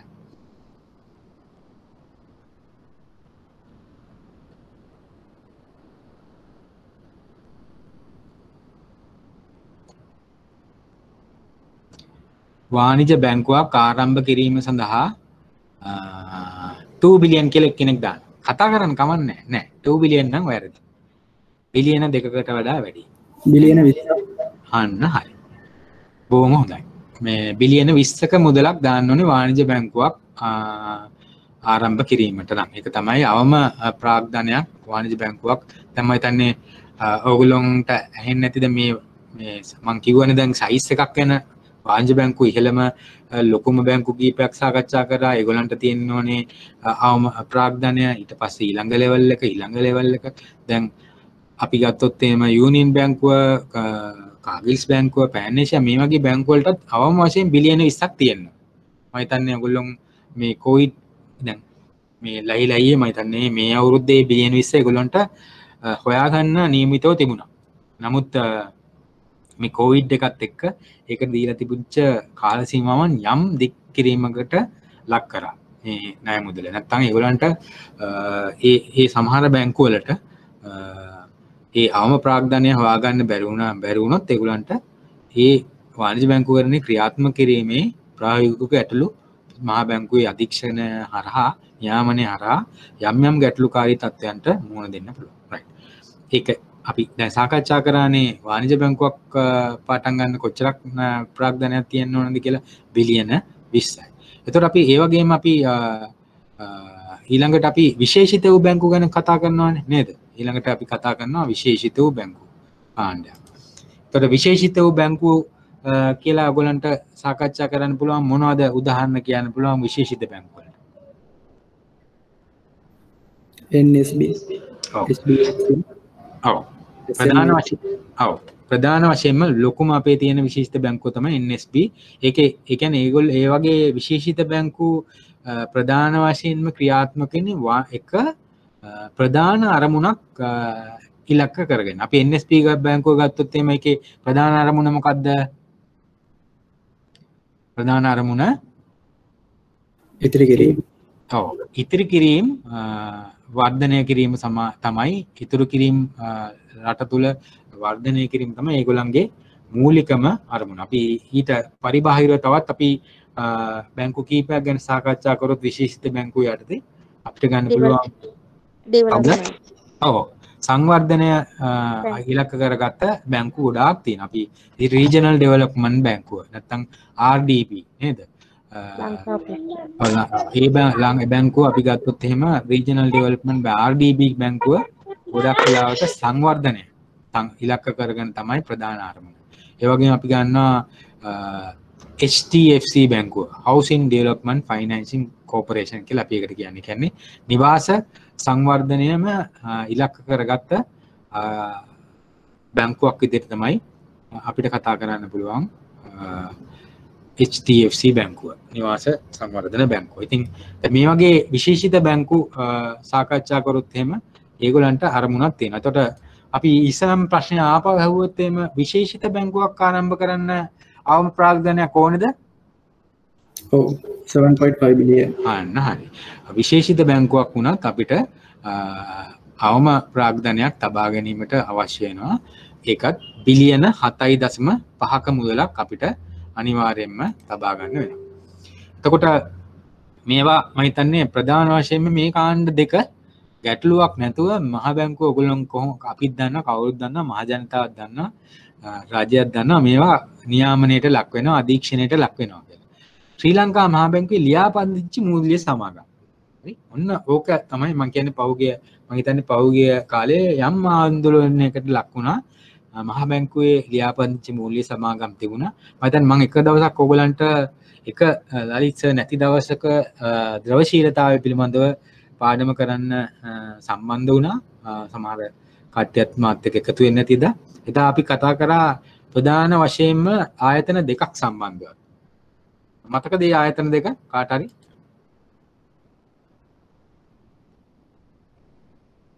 මතකද? අපි ද්‍රවශීලතාව පාඩමන කතා කරනකොට ETI ආයතනය සහ ද ෆිනෑන්ස් ආයතනය මතකද? මම හිතන්නේ අපි ඒක සාකච්ඡා කළා දින කීපයක් යනකොට ඒ පිළිබඳව ආందోලනාත්මක තත්ත්වයක් රට තුලත් මම හිතන්නේ රූපවාහිනියෙම නරඹවනවා ඔයගලන්ට දැක ගන්න ඇති. මම හිතන්නේ ඊට පස්සේ රජයේ ප්‍රධාන වශයෙන්ම රජයේ දෝෂ දර්ශනයටත් ලක් වුණා මහ බැංකුව. මොකද මේක ලියාපදිංචි මූල්‍ය සමාගම් මහ බැංකුවේ යටතේ තිබුණට මොකද ඒක නියාමනය ක්‍රමවත් නියාමනයකට යටත් නොකිරීම පිළිබඳව රජයේ යම් අප්‍රසාදයක් පළ වුණා. ඉතින් මම හිතන්නේ ලහිලහියේ මහ බැංකුවක් දැන් ක්‍රියාත්මක වෙනවා. මේකත් ඒගොල්ලන්ගේ නියාමනයට ඉතාමත් සාර්ථක නියාමනයක් සඳහා රාමුවකට එකතු කර ගැනීමට. right. එතකොට ඔයගොල්ලන්ට පැහැදිලි මහ බැංකුවේ අධීක්ෂණයට යටත් වන කාණ්ඩ තුනක් තියෙනවා. එකක් තමයි වාණිජ බැංකු, වගේම විශේෂිත බැංකු, වගේම ශ්‍රී ලංකා මහා බැංකුවේ ලියාපදිංචි මූල්‍ය සමාගම්. මූල්‍ය සමාගම් වලට අපි උදාහරණ වශයෙන් කිව්වොත් එimhe ඔයගොල්ලන් කොන්ටම දන්න සමාගම් අපි ගත්තොත් එimhe People's Leasing සමාගම, Central Finance සමාගම නේද? LOLC මේ වගේ මූල්‍ය සමාගම් අපිට උදාහරණ වශයෙන් කියන්න පුළුවන්. ඉතාමත් විශාල ප්‍රමාණයක් මූල්‍ය සමාගම් ගොත් මම හිතන්නේ ශ්‍රී ලංකා මහා බැංකුවේ ලියාපදිංචි සමාගම් යටතට දැන් පත් වෙලා තියෙනවා. ඊට පස්සේ අපි වාණිජ්‍ය බැංකුවක තියෙන ප්‍රධාන කාර්යභාරයන් අපි මොනවද කියලා අපි කෙටියෙන් සාකච්ඡා කරන්න උත්සාහ කරමු. මම හිතන්නේ මේක අපි දීර්ඝ වශයෙන් පහු කාලිනව සාකච්ඡා කරන ඉදිරි පාඩම් වලදී. එතකොට වාණිජ්‍ය බැංකුවක් වෙන්න නම් තියෙන්න ඕන ප්‍රධානම ලක්ෂණය මොනවද ඔයගලන්ට දැනෙන හැටියට? වාණිජ්‍ය බැංකුවක් කියලා අඳුර ගන්න නම් ඒ බැංකුවේ ක්‍රියාකාරීත්වයේ තිබිය යුතු ප්‍රධානම ලක්ෂණය මොකක්ද? කවුරු හරි අන්මියුට් කරලා උත්තර දෙන්න. ජංගම ගිණුම පවත්වාගෙන යන. අන්න හරි. ජංගම ගිණුමක් පවත්වාගෙන යෑමේ තමයි අනිවාර්ය අංගයක් වෙන්නේ. අනිත් ඕනම බැංකුවක අපිට වෙන් කරගන්න පුළුවන් ජංගම ගිණුම් නැත්නම් ඒක වාණිජ්‍ය බැංකුවක් වෙන්නේ නැහැ. ඒක තමයි ප්‍රධානම කාරණය. වාණිජ්‍ය බැංකුවක් අපි අනිත් බැංකු වලින් වෙනස් කරගන්න. අනිත් බැංකු වල මුදල් තැන්පතු මහජනතාවෙන් ලබා ගැනීම ඒ වගේ කාරණයන් සිදු වෙන්න පුළුවන්. විදේශ මුදල් ගනුදෙනු සම්බන්ධයෙන් ක්‍රියාත්මක වෙන්න පුළුවන්. නමුත් වාණිජ්‍ය බැංකුවක් අපි අනිත් බැංකු වලින් හඳුනා ගන්න ප්‍රධානම ලක්ෂණය තමයි ජංගම ගිණුමක් පවත්වාගෙන යාම නේද? අපි ජංගම ගිණුම් ගැන සාකච්ඡා කරනකොට ජංගම ගිණුම් හැම පුද්ගලයෙක්ම අපිට ආරම්භ කරන්න පුළුවන්ද? අපි මේ පිළිබඳව සාකච්ඡා කරනවා. ජංගම ගිණුමක් ආරම්භ කරන්න නම් අපිට යම් අනිවාර්යයෙන්ම දැනට බැංකුවේ ජංගම ගිණුමක් ක්‍රියාත්මක වන යම් ඉන්ට්‍රොඩක්ෂන් එකක් හඳුන්වා දීමක් අනිවාර්යයෙන්ම අවශ්‍ය වෙනවා. හරි. ඒකත් විශේෂ කාරණයක් අපි ජංගම ගිණුම් ක්‍රියාත්මක කරනකොට. එතකොට ජංගම ගිණුම් ගැන සාකච්ඡා කරනකොට මම හිතන්නේ තවත් කිය යුතු කාරණයක් තමයි ජංගම ගිණුමක චෙක් පතක් ලබා දෙනවා නම් ඒ චෙක් පත බැංකුවේ සන්නායමය පිළිබඳව අදහසක් එනවා. ඒ කියන්නේ අපි හැම එක්කිනාටම ඇයි ඕපන් කරන්නේ නැත්තේ ජංගම ගිණුමක් කිව්වොත් එහෙම අපි එක්තරා බැංකුවක චෙක් සංසරණයේ තිබීදී නැවත ඒක මොකද ඒකට අනිවාර්යයෙන්ම මුදල් වලට සමාන ආදේශකයක් තියෙනවා. අපි ඉස්සරන් කුයිතාංශයට වගේ නේද? ඒක අතින් අත යනවා. ඒක වටිනාකම් වලට හුමාරු වෙන මාධ්‍යයක් ලෙස යොදා ගන්න පුළුවන්. නමුත් ජංගම ගිණුම් වල මේ තියෙන චෙක්පත් අගරු වෙන්න පටන් ගත්තොත් එහෙම ඒ බැංකුවේ වැඩිපුර කියන්නේ එක් බැංකුවක අගරු වෙන්න පටන් ගත්තොත් එහෙම කිසිම ක්‍රමානුකූල ක්‍රමවේදයක් නැතුව ජංගම ගිණුම් විවෘත කිරීම හරහා ඕනෑම පුද්ගලයාට ජංගම ගිණුමක් ලබා ගැනීම හරහා චෙක්පතක් ලියලා තව එක්කෙනෙකුට දීම හරහා එම බැංකුවේ ගොඩක් චෙක්පත් අගරු වෙන්න පුළුවන්. එහෙම වුණොත් එහෙම අර අදාළ බැංකුවේ නම කියලා මිනිස්සු කියන්න පටන් ගන්න පුළුවන්. අර බැංකුවේ දෙන චෙක් කරන කිසිම එකක් නැහැ. මේ හැම දිනුත් චෙක් එක රිටර්න්. එහෙම කිව්වොත් එහෙම මොකද වෙන්නේ අපි ඔයගොල්ලන් මම හිතන්නේ අද ඉස්සරම් කතා කරා අවදානම් ප්‍රධාන අවදානම් 4ක් සම්බන්ධයෙන්. නමුත් මේ විතර ජංගම ගිණුමක චෙක් නිරන්තරයෙන් අගරු වෙන්න පටන් ගත්තොත් රිටර්න් වෙන්න පටන් ගත්තොත් බැංකුවේ කීර්ති නාමයටත් යම්කිසි හානියක් වෙන්න පුළුවන්. දැන් කීර්ති නාමය පිළිබඳවත් යම්කිසි අවධානමකට ලක් වෙන්න පුළුවන්. ඒ හින්දා මම හිතන්නේ ජංගම ගිණුම් ක්‍රියාත්මක කිරීමේදී ගොඩාක් අපි බැංකුවක් විදියට යම් ක්‍රමානුකූල පටිපාටියක් අනුව සිදු කළ යුතුව තියෙනවා. හරි. නමුත් ජංගම ගිණුම් හරහා තමයි අපි ව්‍යාපාර ක්‍රියාත්මක කිරීම හරහා තමයි ව්‍යාපාරික ජනතාව මම හිතන්නේ බැංකුවක් එක්ක එකතු වෙන්නේ. ඉතින් ජංගම ගිණුම් විවෘත කරන්න ඕනේ. නමුත් ඒක තෝරා බේරාගෙන විවෘත කිරීම සිදු කළොත් යුතුව තිබෙනවා. වාණිජ්‍ය බැංකුවක සහ වෙනත් ඕනෑම බැංකුවක තියෙන අනත් කාරණා තමයි මුදල් තැන්පතු මහ ජනතාවගෙන් ලබා ගැනීම, විදේශ මුදල් ගනුදෙනු සම්බන්ධයෙන් ක්‍රියාත්මක කිරීම. කොයි ඉස්සරම් වාණිජ්‍ය බැංකුවක් විදියට ගොඩක් වෙලාවට මුදල් පිටරට වැඩ කරන කණ්ඩායම් වල අපේ විදේශීය රැකියාවල කරන කණ්ඩායම් මුදල් බැංකුව හරහා මුදල් විදේශීය විනිමය ප්‍රේෂණය කිරීමට ඒ හරහා ලංකාවේ ජීවත් වෙන තමන්ගේ නෑදෑ හිතවතුන්ට මුදල් තමන් හම්බ කරන මුදල් ලබා දීමේ ක්‍රමවේදයක් ක්‍රියාත්මක කරනවා නම් මේ වාණිජ්‍ය බැංකු ක්‍රියාත්මක කරනවා. අපි මේ වාණිජ්‍ය බැංකු වල ක්‍රියාකාරීත්වයන් ගැන සාකච්ඡා කරොත් එහෙම ජංගම ගිණුමක් පවත්වාගෙන යාම, මුදල් තැන්පතු ලබා ගැනීම, ඒ වගේම විදේශ ගණන් සම්බන්ධයෙන් ක්‍රියාත්මක වීම වැනි කාරණා අපිට සාකච්ඡා කරන්න පුළුවන්. එතකොට අපි වාණිජ්‍ය බැංකුවක ප්‍රධාන කාර්යභාරයන් මොනවද කියලා අපි ඊළඟට සාකච්ඡා කරමු. අපි දැන් ගොඩක් වෙලාවට වාණිජ්‍ය බැංකුව වලට තමයි ක්‍රියාත්මක වෙන්න වෙලා තියෙන්නේ ආර්ථික ක්‍රියාවලියේදී ගෙවීම් පියවීම් ක්‍රියාවලියට දායක වීම. අපි චෙක්පත් ගැන ගොඩක් සාකච්ඡා කරා දැන් මීට කලින්. චෙක්පත් හරහා මේ ගෙවීම් පියවීම් ක්‍රියාවලිය ක්‍රියාත්මක කිරීම ආර්ථිකය මම හිතන්නේ සක්‍රියව ක්‍රියාත්මක කිරීමට ව්‍යාපාරික ජනතාව ව්‍යාපාර වලට සක්‍රිය දායක කර ගැනීම චෙක්පත් වගේ දේවල් අපිට භාවිතා කරන්න පුළුවන්. එහෙනම් වාණිජ්‍ය බැංකුවක ප්‍රධාන කාර්යභාරයක් තමයි මේ ගෙවීම් පියවීම් ක්‍රියාවලියට දායක වීම. ඒකට අපි යොදා ගන්නා ක්‍රමවේදයන් නැත්නම් අපි යොදා ගන්නා ටූල්ස් විදිහට අපිට ගන්න පුළුවන් චෙක්පත්, ඒ වගේම ක්‍රෙඩිට් කාඩ්, ඩෙබිට් කාඩ් නේද? ක්‍රෙඩිට් කාඩ්, ඩෙබිට් කාඩ් අපිට පුළුවන් ක්‍රෙඩිට් කාඩ් එකකින් මොනවත් ඒ වගේම ඩෙබිට් කාඩ් එකකින් ඒ කියන්නේ අතන අපේ ඩෙබිට් කාඩ් එකක අපේ ඉතිරි කිරීමේ ගිණුමේ සල්ලි තියෙන්න ඕනේ ඩෙබිට් කාඩ් එක හරහා ගනුදෙනු කිරීමට.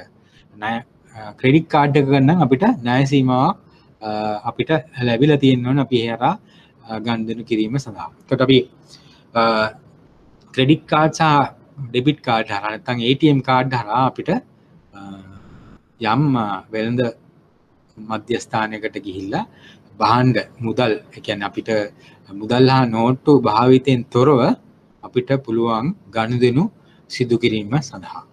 ඒතර අපිට මේ විදිහට ATM යන්ත්‍ර නැත්නම් ඒ ක්‍රෙඩිට් කාඩ්, ඩෙබිට් කාඩ් හරහා ගනුදෙනු කිරීමේ අවස්ථාව ලැබීම හරහා ගනුදෙනු කරුවන්ට ඇතිවන වාසිය මොකක්ද ඒ හරහා? කාටද උත්තරයක් දෙන්න පුළුවන්?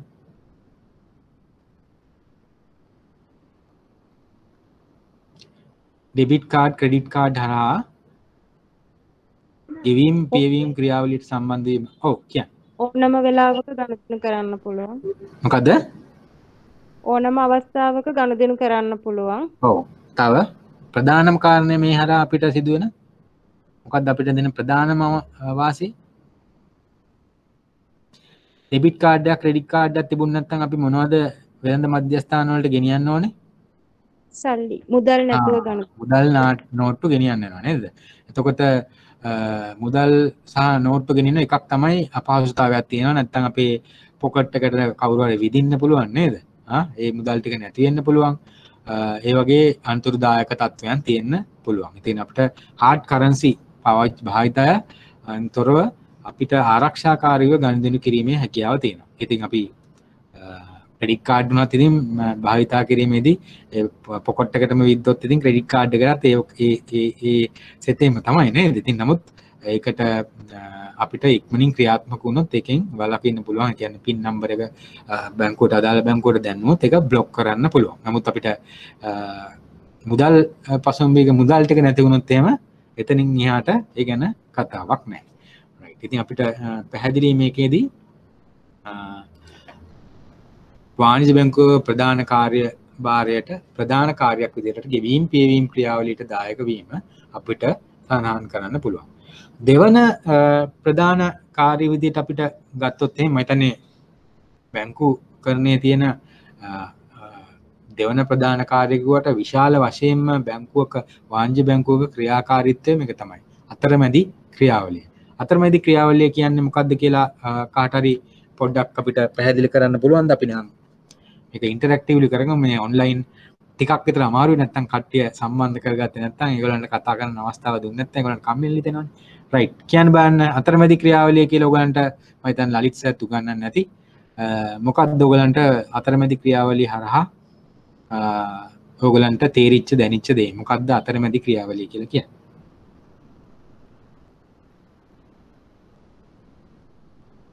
මුදල් අතිරික්ත පාර්ශවයන්ගෙන් ඩිපොසිට් විදිහට අරගෙන ඒවා මුදල් නැති අයට ණය වශයෙන් ලබා දීම. හරියටම හරි. අපි මේක තවත් චූට්ටක් දීර්ඝව සාකච්ඡා කරනවා තව සුළු මොහොතකින්. ප්‍රධාන වශයෙන් අපිට කෙටියෙන් මේ වෙලාවේ කියන්න පුළුවන් මහ ජනතාවගේ තැන්පතු මුදල් අරගෙන ඒ කියන්නේ ඒගොල්ලන් මහ ජනතාව තැන්පතු මුදල් කියන්නේ ඒගොල්ලන්ගේ අතිරික්ත මුදල්නේ නේද? ඒගොල්ලෝ තැන්පත් මුදල් අරගෙන ඒ කියන්නේ වාණිජ බැංකුවේ තැන්පත් කරනවා ඒගොල්ලෝ. ඒතකොට ඒ තැන්පත් කරන මුදල් භාවිතයෙන් තමයි අපි අපේ ණය ගනුදෙනුකරුවන්ට ණයක් වශයෙන් ලබා දීලා අපි අතන තබ්බත් කරුවන්ට ලබා දෙන පොලි අනුපාතිකය සාපේක්ෂව පහළ පොලි අනුපාතිකයක්. අපි දැන් ගත්තොත් එහෙම දැන්ට ලංකාවේ තියෙන FD රේට් එක කීයද කියලා දන්නවද අවුරුද්දක? 1 year deposit rate එක බැංකුව වල වැඩ කරන කට්ටිය අතනේ අපි අනිත් අයටත් දැන්නත් එක්ක නිකන් මේවා සාමාන්‍ය දැනීම් ප්‍රශ්න මේවා අනිවාර්යයෙන්ම ඔයගොල්ලෝ බැංකුව වල ඉන්නවා නම් දැනගන්නත් ඕනේ. නමුත් ඒ වගේම වාණිජ බැංකුව වලටත් මේවා සාමාන්‍ය දැනීම මේවා ඔයගොල්ලන්ගේ උත්තර ලබා දීමේදී මේ වගේ දේවල් භාවිතා කරන්න පුළුවන්. සමහරවිට කෙටි ප්‍රශ්න වලටත් අහපු වෙලාවල් මම දැකලා තියෙනවා. දැනට ලංකාවේ FD rate එක කීයද අවුරුද්දේ? එක්කෙනෙක් මට ඇවිල්ලා තියෙනවා 108ක් කියලා. නම් 100ට අන්න හරි. ඔව්. මලින්දි කියලා තියෙනවා 5.5 5.7යි 5 කියලා අරුණ කියලා තියෙනවා. හරි. ඔන්න 5යි 6යි 4යි අතර තමයි ගොඩාක් වාණිජ බැංකුවල F1 year deposit rate එක යන්නේ ඔය තත්ත්වේ. අපි මම හිතන්නේ ඒකටම සම්බන්ධ වෙලා ඔයගලන් සාමාන්‍ය දැනීම ගැනත් සාකච්ඡා කරන්නත් එක්ක මම හිතන්නේ අපි කතා කරොත් එහෙම දැන් තියෙන වාතාවරණයත් එක්ක අපි හිතන්නේ මම හිතන්නේ රජයත් ගොඩාක් මහා සම්බන්ධ වෙලා ගොඩාක් ඉස්සලම මුදල් අමාත්‍යාංශය මහා බැංකුව හරහා ගොඩක් මුදල් අපි වාණිජ බැංකුව වලට නිදහස් කරා. ඒ කියන්නේ ඔයගොල්ලෝ දන්නවා අපි ව්‍යවස්ථාපිත සංචිත අනුපාතය මම හිතන්නේ මම ඉදා කතා කරා ඔයගලන්ට statutory reserve ratio කියන එක ගොඩාක් පහළ අගයකට ගත්තා. එතකොට සාමාන්‍යයෙන් තැන්පත් වලින් යම්කිසි ප්‍රතිශතයක් මහ බැංකුවේ තියන්න ඕනේ වාණිජ බැංකු සියල්ලක්. ඒකෙන් 100ට ප්‍රමාණයක් තියන්න ඕනේ. ඒක අපි සාකච්ඡා කරන වෙලාවේ මම හිතන්නේ 5.5කට විතර තිබුණේ. දැන් ඒක 4ට විතර අඩු වෙලා තියෙනවා. ඒ හරහා එතකොට වාණිජ්‍ය බැංකුව දැන් මේ මුදල් තමන්ගේ තමන්ගේ වාණිජ්‍ය කටයුතු වලට භාවිතා කරන්න පුළුවන් නේ. නැත්තම් ඒ 4 වුණාන් පස්සේ අඩු ප්‍රමාණයක් තමයි මහා බැංකුවේ තැන්පත් කරන්නේ. ඒ හරහා ලොකු මුදල් ප්‍රමාණයක් සංසරණය වෙන්න පටන් ගන්නවා මූල්‍ය පද්ධතිය හරහා. එතකොට මේ හරහා ලොකු මුදල් ප්‍රමාණයක් යන හින්දා මම හිතන්නේ පොලි අනුපාතිකයත් සෙමින් හෙමින් යම්කිසි අඩු අගයකට එන්න පටන් ගත්තා. අපි ගත්තොත් එහෙම මේ කොවිඩ් වලට ඉස්සෙල්ලා සාමාන්‍යයෙන් FT රේට් එක තිබුණේ 10%ක විතර අගයකට. ඒ කියන්නේ ලොකු අගයකින් වාණිජ්‍ය බැංකුවල මේ පොලි අනුපාතිකය ඉතාමත් ශීඝ්‍ර ලෙස අඩු වෙන්න පටන් ගත්තා මේ කොවිඩ් එකත් එක්ක. අපි දැන් අපි දන්නවා අතරමැදි ක්‍රියාවලිය කියන්නේ මොනවද කියලා. ඊට අමතරව අපි වෙනත් සේවාවන් අපි සාකච්ඡා කරා නේද? දැන් බැංකුව කරන නිකුත් කිරීම, අන්තර්ජාතික ගනුදෙනු අපි වාණිජ්‍ය බැංකුව විශේෂයෙන්ම සම්බන්ධ වෙන්න වෙනවා අන්තර්ජාතික ගනුදෙනු වලට. ඒ කියන්නේ අපි ආනයන අපනයන කටයුතුදී බැංකුව හරහා තමයි සම්පූර්ණ ක්‍රියාත්මක වීම සිදු වෙන්නේ. අපි මේ අවස්ථාවේදී ආනයන කටයුත්තකදී නැත්නම් අපනයන කටයුත්තකදී අපි ණයවර ලිපි සම්බන්ධ කර ගන්නවා. ඒතකොට ඒ වලට ඒ සම්බන්ධ අන්තර්ජාතික ගනුදෙනු වලට අදාළ සියලු ලියකියවිලි හුවමාරු වීම සිදු වෙන්නේ මේ බැංකු පද්ධතිය හරහා. ඉතින් අපි මේ වගේ වෙනත් සේවාවන් ලබා දීමටත් මම හිතන්නේ බැංකු වලට විශාල කාර්යයක් කරන්න සිදු වෙලා තියෙනවා. වගේ අපි සාකච්ඡා කරා විදේශ මුදල් හුවමාරුව ප්‍රේෂණය සම්බන්ධයෙන්ද වාණිජ්‍ය බැංකුව හරහාම තමයි මේවා ක්‍රියාත්මක වෙන්නේ. ප්‍රේෂණය සම්බන්ධව අපි යම් කරුණු කීපයක් ඉදිරියේදී සාකච්ඡා කිරීමට නියමිතව තියෙනවා. ඉතින් අපි ප්‍රධාන වශයෙන්ම බැංකුවක කාර්යභාරයන් කියලා කිව්වොත් එහෙනම් අපි සාරාංශගත කරගත්තොත් එහෙම ප්‍රධාන කාර්යයන් තමයි ගෙවීම් පියවීම් ක්‍රියාවලියට දායක වීම, අතරමැදි ක්‍රියාවලියට දායක වීම, වෙනත් සේවාවන් සපයීම. ඒ කියන්නේ වාණිජ්‍ය බැංකුව කරන්නේ වෙනත් සේවාවන් අතරට අන්තර්ජාතික ගනුදෙනු බැංකුව අප කර නිකුත් කිරීම, විදේශ විනිමය ගනුදෙනු සිදු කිරීම සහ ප්‍රේෂණය අපිට සඳහන් කරන්න පුළුවන්. right. අපි දැන් ඊට පස්සේ සාකච්ඡා කරොත් එහෙම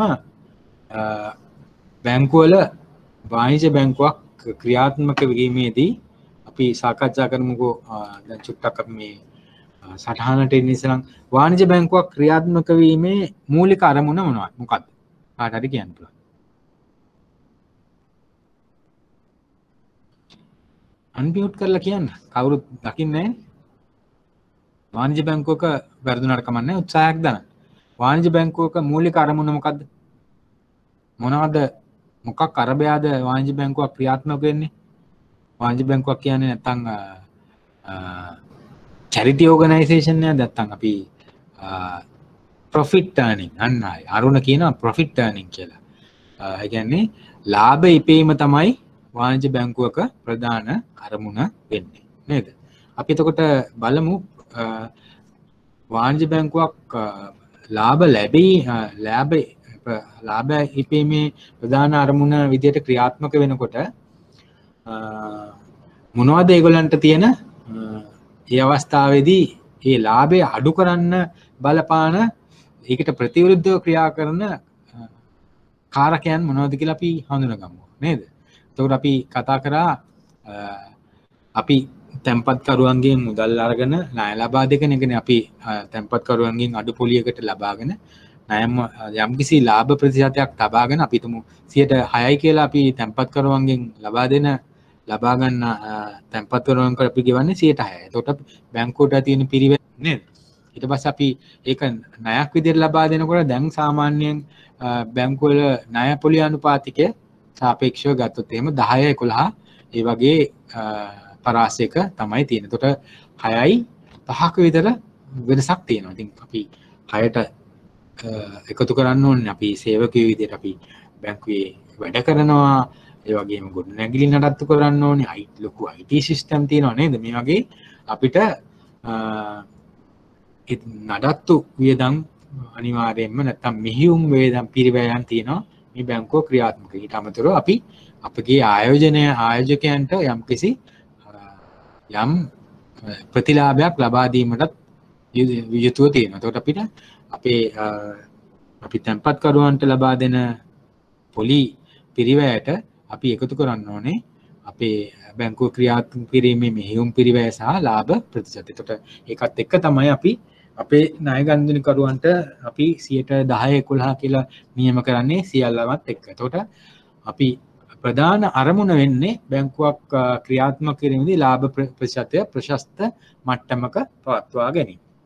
එතකොට මේකට ලාභ ප්‍රතිශතය එහෙම ක්‍රියාත්මක කරනකොට ඒකට විරුද්ධව ක්‍රියා කරන්න පුළුවන් කාරණා විදිහට තමයි අපිට ණය අවදානම මම හිතන්නේ ඔයගොල්ලෝ යම් අවබෝධයක් ලබාගෙන තියෙන හින්දා මේ පිළිබඳව අපිට ටිකක් සාකච්ඡා කරන්න පුළුවන් කෙලින්ම අවබෝධය ඉගෙනගත්ත කාරණා වලට සම්බන්ධ කරගෙනම කොහොමද මේ ලාභයට ණය අවදානම, පොලි අවදානම, දෘශ්‍යීලතා අවදානම, මෙහෙයුම් අවදානම කියන එක සම්බන්ධ වෙන්නේ කියලා. අපි ගත්තොත් එහෙම ණය අවදානම. ණය අවදානම කොහොමද ලාභයට බලපාන්නේ කියලා අපි කවුරු හරි කෙනෙක් උත්තරයක් දෙන්න බලන්න. දැන් අවදානම් මට කෙනෙක් පැහැදිලි කරා. ඔයගොල්ලෝ අවදානම් ගැන දන්නවනේ. මොකද්ද ණය අවදානම සහ ලාභය අතර මොකක්ද තියෙන සම්බන්ධය?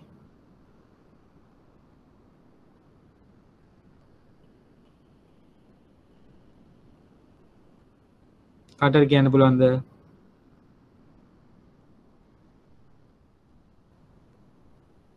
ණය අවදානම හින්දා අපිට ඉන්ට්‍රස්ට් එක අපිට හම්බෙන ආදායම තමයි පොලිය. අරුණ. එතකොට අපිට කොහොමද ඒක ලාභය දක්වා ගෙනියන්නේ? අලාභ වෙන්න කොහොමද පුළුවන් බැංකුවකට ණය අවදානම නිසා? අන්න ඒකයි මට දැනගන්න. ණය අවදානම නිසා ලාභයක් අලාභයක් වලට පරිවර්තනය කරන්න පුළුවන් කොහොමද? අරුණ අන්මියුට් කරලා කියන්න උත්තරේ. මම හිතන්නේ එහෙම කරොත් තමයි අපිට සාකච්ඡාවක් කරන්න පුළුවන්. අරුණ අන්මියුට් කරලා කියමුද? ඔව් අරුණ. කියන්න. අරුණ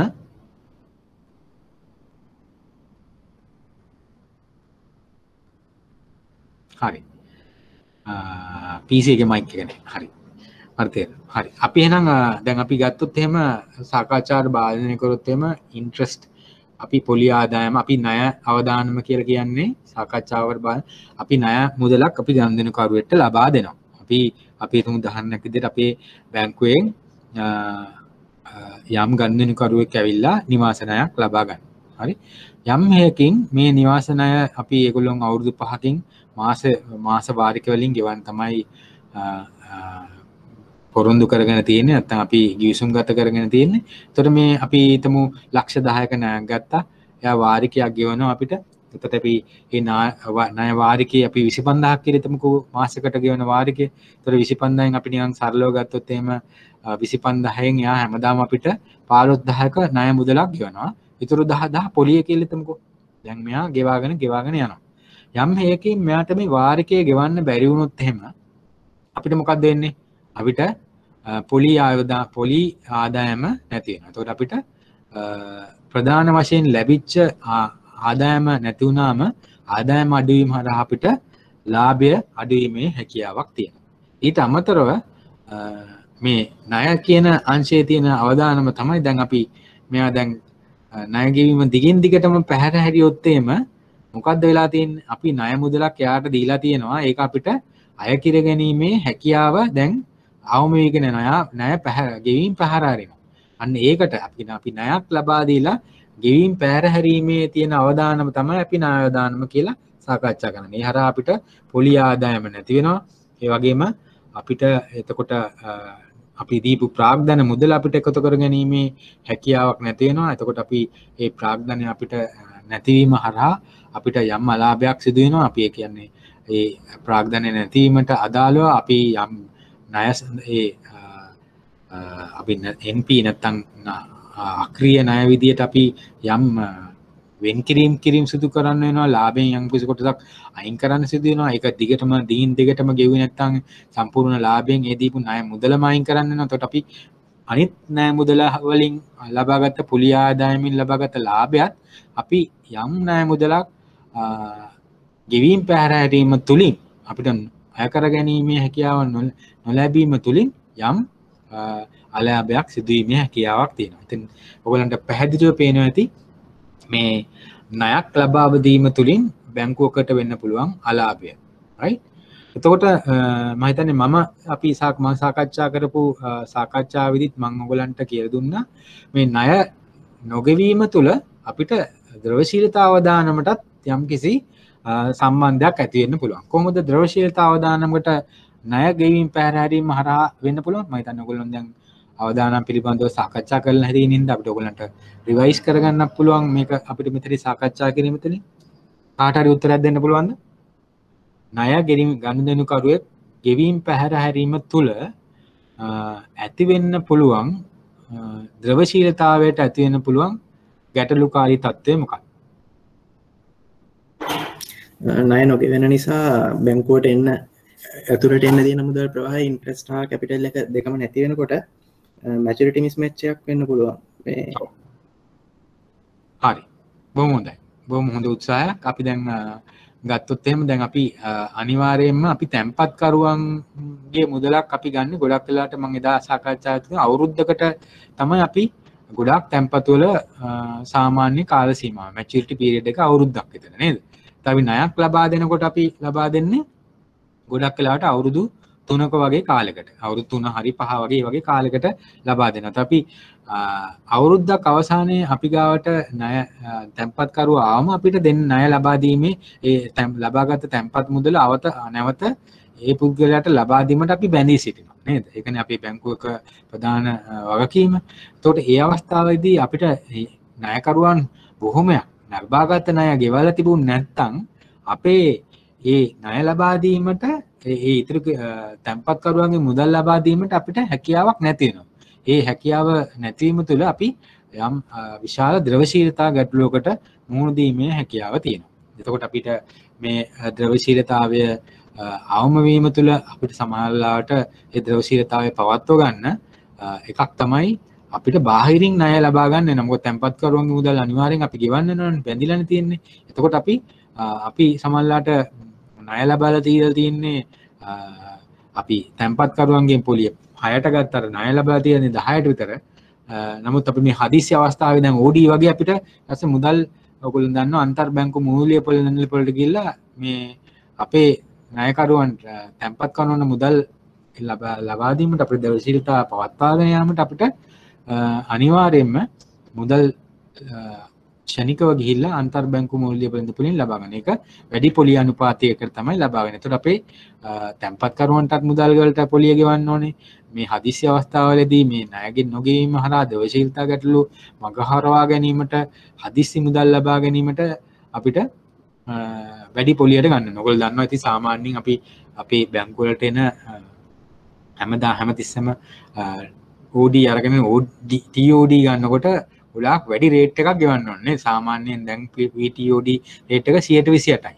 පොලිය අනුපාතිකය 11ක් 12ක් වෙද්දී TOD රේට් එක 28. එතකොට යාගේ පොලි බැංකුවට ගෙන පොලි වියදම TOD ගැනීම තුළින් අඩු වෙනවා. එතකොට යාගේ ව්‍යාපාරයෙන් තමයි එතකොට යාගේ පිරිවැය වැඩි වෙනවා හැමතිස්සෙම TOD ගන්න කියොත්. ඒ වගේම තමයි බැංකු වලටත් යම්කිසි ක්‍රමානුකූල භාවයකින් තොරව ණය ලබා දුන්නොත් ගෙවන්න බැරි පුද්ගලයන්ට එහරහා ඇති වෙන ද්‍රවශීලතා ගැටලු හින්දා අපිට ඇති වෙන පිරිවැය ගොඩක් වැඩි වීම හරහත් අපිට අලාභයන් වලට මුහුණ දෙන්න පුළුවන්. අපි දැන් දන්නවා කතා කරා ණය අවදානම හරහා කොහොමද අලාභ ඇති වෙන්න පුළුවන් කියලා. ඒ වගේම ද්‍රවශීලතා අවදානම් හරහා අලාභ ඇති වෙන්න කොහොමද කියලාත් අපි සාකච්ඡා කරා. ඊට පස්සේ අපි දැන් ඊට පස්සේ පොලි වෙළඳපොළ අවදානම නිසාත් මේ විදියටම අපිට අලාභ ඇති වෙන්න පුළුවන්. අපි දැන් ඉස්සරහන් ගත්ත උදාහරණයක් ගත්තොත් එහෙම අපි අවුරුද්දකට නම් තැන්පතුවක් ලබා දෙන්නේ. එතකොට අපි අවුරුද්දේ අපි හිතුවොත් එහෙම අවුරුද්දකට 100ට දැන් අපි ගිය අවුරුද්දේ අරගෙන තියෙනවා අවුරුද්දක පොලියකට 110කට. අපි ඒ වෙලාවේ ණය ලබා දීලා තියෙනවා 114කට වගේ උදාහරණයක් විදිහට. හරි. දැන් හදිස්සියව දැන් තියෙන තත්ත්වය හැටියට මොකක්ද වෙලා තියෙන්නේ? අපි දැන් 10%ක් ඒ අපේ තැන්පත්කරුවන්ට මුදල් පොලි අනුපාතිකයක් ගෙවනවා. දැන් අපිට මොකක්ද වෙලා තියෙන්නේ? මේ අවුරුද්දෙත් අපි ඒ අවුරුද්ද ඉවර වෙනකන් 10% ගානේ පොලිය ගෙවනවා. නමුත් අපේ දැන් ණය පොලි අනුපාතිකය මොකද වෙලා තියෙන්නේ? ඔයගොල්ලන් තේරෙනවනේ 10%ට 11ට ගිහිල්ලා. හරි. එතකොට අපි දැන් ලබා ගන්නා ණය මුදලකින් අපිට ලැබෙන්නේ 10%ක වගේ පොලි ආදායමක්. දැන් පේනවනේ. එතකොට මේ පොලි ආදායමේ තියෙන පොලි අනුපාතිකයේ තියෙන පහළ යාම හරහා අපිට මෙතන අපි ආදායම අපේ තියෙන්නේ 14%ක. දැන් පොලි අපිට වියදම තියෙනවා 10ක. එතකොට මෙතන තියෙන පොලි ආදායම අපිට 14%ක යම්කිසි පොලි ශුද්ධ පොලි ආදායමක් ලැබෙනවා. හදිසියවත් අපි හිතුවා නම් දැන් මේ දැන් තියෙන තත්ත්වෙ නෙමෙයි. හදිසිය අපිට ඊළඟට අපිට මේ තැන්පතුවක් ගන්න වුණා නම් 12%කට විතර පොලි අනුපාතිකය ඉහළ ගිය අවස්ථාවක 12%ක විතර පොලි අනුපාතිකයට අපිට ගන්න වුණා නම් අපිට පොලි වියදම වෙනවා 12%ක්.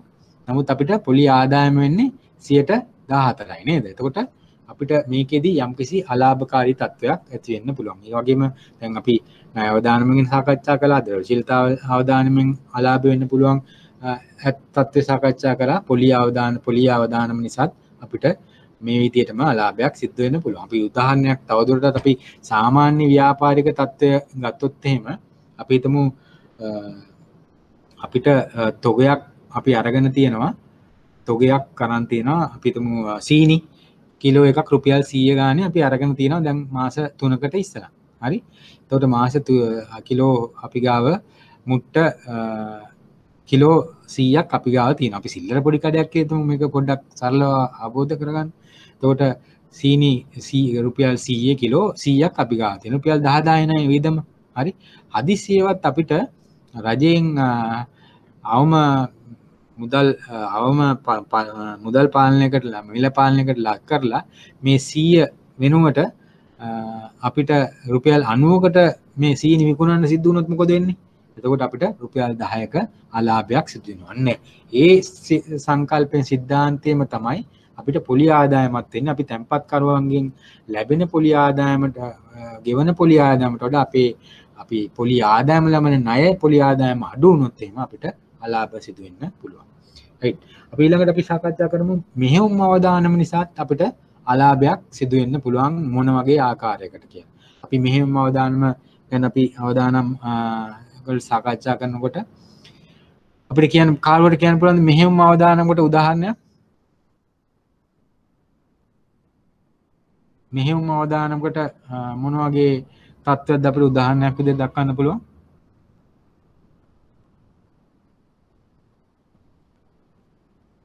මෙහෙයුම් අවදානම කියන්නේ බැංකුව තුළ අපි අපේ පද්ධතිය ක්‍රියාත්මක වීමේදී පද්ධතිය තුළ ඇතිවිය හැකි අඩුපාඩු හෝ නැත්නම් අභ්‍යන්තර පාලනයේ සිදුවිය හැකි දුර්වලතා හින්දා අපේ බැංකුවට අලාභ සිදුවීමේ හැකියාවක් තියෙනවා. උදාහරණයක් විදිහට අපි දන්නවා අපේ කවුන්ටර්ස් වල වැඩ කරන කට්ටිය කෑෂ් ගනුදෙනුකරුවන්ට ලබා දෙනවා, ඒගොල්ලන්ගෙන් එකතු කරගන්නවා, ඒගොල්ලන්ට ගෙවීම් සිදු කරනවා.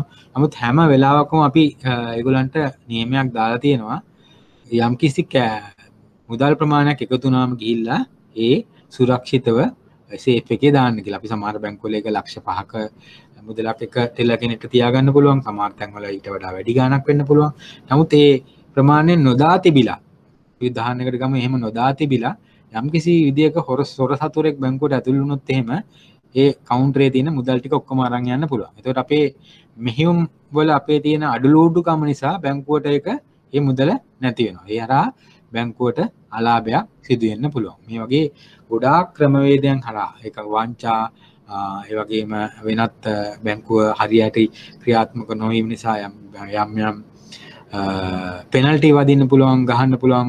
මහ බැංකුවට අපි හරියට අපේ KYC වගේ දේවල් අපි ක්‍රියාත්මක වුණ නැත්නම් ඒ හරහා ඒ කියන්නේ අපි ක්‍රියාත්මක කරන ක්‍රමානුකූලභාවය අපි යම්කිසි අපි ගයිඩ්ලයින් එකක් අඳිනවා නැත්නම් මැනුවල් එකකට අපි ඔපරේෂනල් ගයිඩ්ලයින් එකක් තියෙනවනේ ඒවා ගොඩක් වෙලාවට උල්ලංඝනය කිරීමෙන් අපි ක්‍රියාත්මක වුණොත් එහෙම බැංකුවට යම් අලාභ සිදුවීමේ හැකියාව තියෙනවා.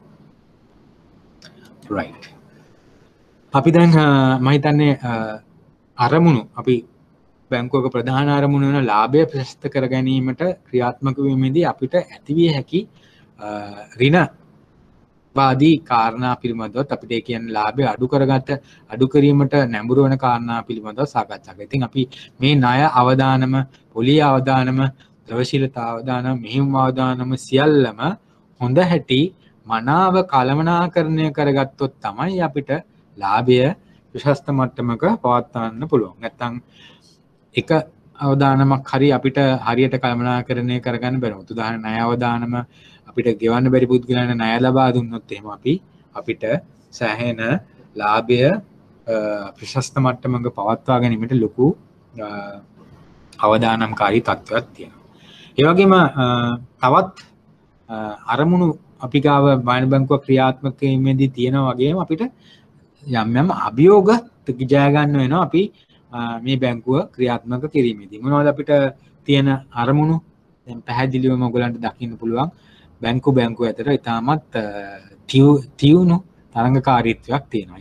එක්කෙනෙක් ඩිපොසිට් එක 6%කට දෙනකොට තව එක්කෙනෙක් 6.5ට දෙනවා. ඒ වගේ ගොඩාක් තරංගකාරීත්වයක් තියෙනවා. ඒ වගේම ණය ලබා දීමේදී තරංගකාරී මූල්‍ය ප්‍රතිපත්තීන් මිල අනුපාතිකයන් හරහා ඒ වගේම ගනුදෙනු කරවන්න ආකර්ෂණය කර ගැනීමට ඔයගොල්ලෝ ටීවී එක දැක්කොත් ඇන්දාමන ඒගොල්ලොන්ගේ ක්‍රියාත්මක වන වෙළඳ දැන්වීම් හරහා තරංගකාරීත්වය කොච්චර තත්ත්වයක තියෙනවද කියලා ඔයගොල්ලන්ට හිතා ගන්න පුළුවන්. ඉතින් තරංගකාරීත්වය හරහා අපි තරංගකාරීත්වය හරියට ක්‍රියාත්මක වෙලා තරංගයට හරියට මුහුණ දුන්නොත් තමයි අපිට වෙළඳපොළ කොටසක් ලබා ගන්න පුළුවන් වෙන්නේ. මාකට් ෂෙයා එකක්. අපි ගත්තොත් එහෙම අපි වාණිජ්‍ය බැංකුකරණයේ අද තියෙන තත්ත්වය ගත්තොත් එහෙම රාජ්‍ය බැංකු දෙකට වාණිජ්‍ය බැංකු වල පීපල්ස් බැංක් නැත්නම් ලංකා බැංකුවකට සහ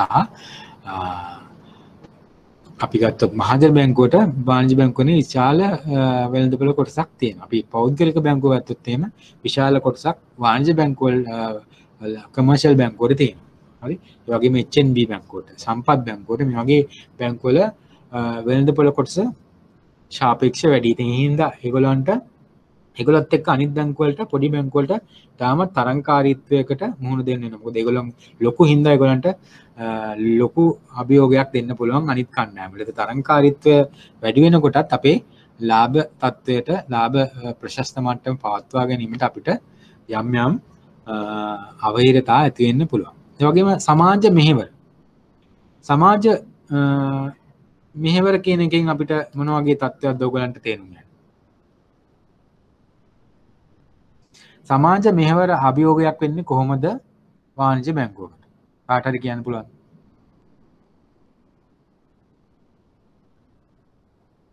කතා කරන්නේ නැත්නම් ඔයගලන්ට පොඩ්ඩක් මේක බෝරින් වෙනවනේ. ටිකක් ඉන්ටරැක්ටිව් වෙන්න එපා. ඔන්ලයින් අපි පන්තියට ආවම ඔයගලන්ට බලන්න පුළුවන්. මම දැන් විභාගෙට ඉස්සලා ඉන්න පුළුවන් වුණොත් අපි සාකච්ඡා කරනවා, එක එක්කෙනා උත්තර දෙනවා. එහෙමනේ නේද? අපි මේ පන්තියේ ස්වරූපයම ගන්න බැරුණාට අපිට ඒ සංකල්පයන් ඒ විදිහටම අපිට සාකච්ඡා කිරීමට අවස්ථාව තියෙනවා මේ ඔන්ලයින් හරහා. ඒකට අවශ්‍ය වෙන්නේ ඔයගලන්ගේ ඉදිරිපත් වීම. ඉතින් අනිත් එක තමයි ඔයගොල්ලෝ වාණිජ්‍ය බැංකුකරණයේ දැන් මේ විභාගයට ලෑස්ති වෙන පාඨමාලා හරහා අපි උත්සාහ කරන්නේ ඔයගලන්ගේ දැනුම පරීක්ෂා කරලා ඔයගලන් කොහොමද ගැටලු निराකරණය කරන්න කියලා දැනගන්න නේද? ඒක හරහා ඔයගලන්ට යම්කිසි ක්වොලිෆිකේෂන් එකක් හම්බ වෙනවා. යම්කිසි සුදුසුකමක් ලැබෙනවා බැංකුවල වැඩ කරන්න. ඒගොල්ලන්ගේ ඉදිරි තමන්ගේ කැරියර් එක ඩෙවලොප් කරගන්න. ඒ කියන්නේ තමන්ගේ රැකියා තමන්ගේ තත්ත්වය ඉහළටම ඉදිරියටම ගෙනියන්න නේද? එතකොට විවාහක සුදුසුකම් වගේම ඔයගලන්ට ඊටමත් වැදගත් වෙන තවත් කාරණයක් තමයි තමන්ට සංනිවේදන හැකියාව. මම හිතන්නේ ඔයගොල්ලෝ මේක මේ අවස්ථාවේදී පාවිච්චි කරනවා නම් ඔයගොල්ලෝගේ ප්‍රශ්නයක් අහලා ඔයගොල්ලන්ගේ අදහස් දක්වන එක ඒ වගේ කාරණයක් තාමත් වැදගත් වෙනවා බැංකුවක විශේෂයෙන් තරංගකාරී ලෝකයක කණ්ඩායම් එක එක්කෙනා අතර බැංකුවල ඉදිරියට යෑමක් තරංගයක් තියෙනවා. ඒකට තමන්ගේ සංනිවේදන හැකියාව ගැටලු කොහොමද නිරාවරණය කරන්න කියන එකට යම් පුහුණුවක් ලබා ගන්න පුළුවන්. පන්ති හිටියනම් පන්තිය නැත්නම් පන්ති නැතිනම් දැන් ඔයගොල්ලන්ට මේ ඔන්ලයින් අවකාශය හරහා අන්තර්ජාල අවකාශය හරහා ඔයගොල්ලන්ට තමන්ට ඉදිරිපත් වෙන්න පුළුවන්. මෙතනදී ඔයගොල්ලන්ට අනිත් එක්කෙනා මොනවද හිතන්නේ කවුද කියන්නේ කියලා එහෙම පේන්නේ නැති ඉඳ නිදහසේ ඔයගලන්ට උත්තර දීමේ හැකියාව පොඩි පුහුණුවීමක් ලබා ගන්න පුළුවන්. ඉතින් මේක අවස්ථාවත් ඔයගලන්ට උපරිම ප්‍රයෝජන ගන්නවා නම් මම හිතන්නේ අපි ඉදිරියට සම්බන්ධ වෙන මේ විදිහට තමයි අපි සාකච්ඡාව කරගෙන යන්නේ අපේ පාඩම් වල. ඉතින් මේ ඉන්ටරැක්ටිව් විදිහට තියාගෙන යන. එතකොට ඔයගලන්ටත් හොඳයි මටත් හොඳයි. එතකොට අපිට දෙගොල්ලොන්නම් පොඩි ගෝ එකක් තියෙනවා නේ. නැත්තම් ඔයගොල්ලෝ උත්තර දුන්නේ නැත්තම් මට පේන්නෙත් නැහැ ඔයගලන්ව. එහෙනම් ටිකක් අමාරුයි. කාට හරි කියන්න පුළුවන්ද සමාජ මෙහෙවර කොහොමද අපේ බැංකුව වලට බලපාන්නේ අභියෝගයක් වෙන්නේ කියලා? මෙහෙමයි. සමාජ මෙහෙවර කියන්නේ අපි දැන් ගත්තොත් එහෙම වාණිජ බැංකුව වලට කස්ටමර් සර්විස් කියලා කෙනෙක් කියනවා. හරි. වාණිජ බැංකුව වලට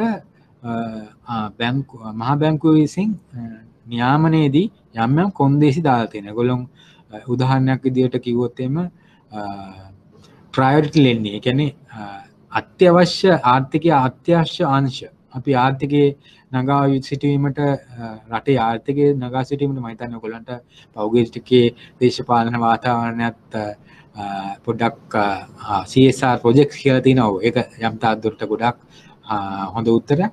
ඉතින් සමාජ මෙහෙවර ක්‍රියාත්මක වෙද්දී බැංකුව වලට මේ සල්ලි තැන්පත්කරුවන්ගෙන් අරගෙන ඒක ණය ලබා දීලා ලාභයක් විතරක් ලබා ගන්න පැත්තකට වෙන්න බෑ. නමුත් ඒගොල්ලෝ මේ ආර්ථික ක්‍රියාකාරීත්වයට සක්‍රියව දායක වීමේ අවශ්‍යතාවයක් තියෙනවා. එතකොට මේ සක්‍රීය දායකත්වයක් දක්වනවා කියලා කියන්නේ ඒගොල්ලෝ ව්‍යාපාර සංවර්ධනයට ප්‍රාග්ධනය සැපීම නැත්නම් ණය ලබා දීමට පැකිලෙන්නේ නැතුව ඉදිරිපත් වෙන්න ඕනේ. මම හිතන්නේ ඔයගොල්ලන් පහුගිය ටිකේ දේශපාලන වාතාවරණයේදී ගොඩක් රාජ්‍ය නායකයෝත් මේ බැංකු මේ දීලා තියෙන සහනවත් ලබා දෙන්නේ නැහැ, ණය ලබා දෙන්නේ නැහැ. ඒ කියලා කියන්නේ එහෙම නොකරොත් එහෙම මොකද්ද වෙන්නේ? ගොඩක් දෝෂාරෝපණ බැංකුව වලට මහා බැංකුවට මේ සියල්ලන්ටම ඉදිරිපත් කළේ. ඉතින් මොකද ඒගොල්ලොන් ඉදිරිපත් තුන් නැත්තම් මේ ආර්ථිකය කැරකෙන්නේ නැහැ, ක්‍රියාත්මක වෙන්නේ නැහැ. එතකොට ව්‍යාපාර අඩපණ වෙන්න පුළුවන්. එතකොට ඒ හරහා මොකද්ද වෙන්නේ? ව්‍යාපාර අඩපණ වුණොත් එහෙම රැකියාව නැති වෙන්න පුළුවන් මිනිස්සුන්ට. රැකියාව නැති වුණාම පවුල් නඩත්තු කරන්න බෑ. ඒ වගේ මුදල් සංසාධනය ආපහු අඩු වෙනවා.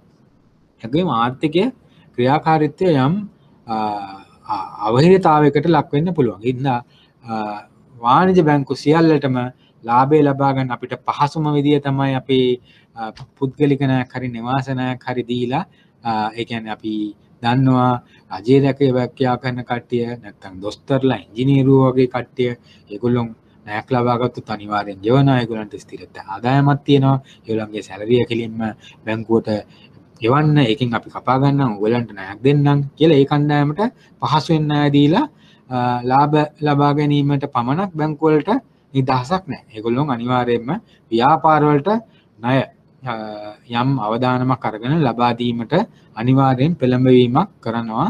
මහා බැංකුවෙනුත් ඒකට කොන්දේසි දාලා තියෙනවා. උදාහරණයක් විදිහට 10%ක් බැංකුවක් දෙන ණය වලින් අවුරුද්දක 10%ක් කෘෂි කර්මාන්තයට ආයෝජනය වෙන්න ඕනි කියලා නියම කරලා තියෙනවා. හරි. ඒ වගේම 5% SME කියන්නේ කුඩා හා මධ්‍ය පරිමාණ ව්‍යාපාර වලට. ඒ වගේම තවත් 5% විතර තරුණ කාන්තාවන් සඳහා ණය ලබා දීමට යොදන්න කියන එක යම් කොන්දේසි ඉදිරිපත් කරලා තියෙනවා. හරි. ඉතින් මේ හරහා මේ උත්සාහ කරන්නේ මේ බැංකු ලාභ ඉපීමේ පරමාර්ථයෙන්ම දිගින් දිගටම ඇලිලා ඉන්න අතර ඒගොල්ලන්ට යම් පෙළඹවීමක් මේ අධීක්ෂණය හරහා නියාමනය හරහා කොන්දේසි හරහා සිදු කිරීම තමයි මේ සිදු කරන්නේ.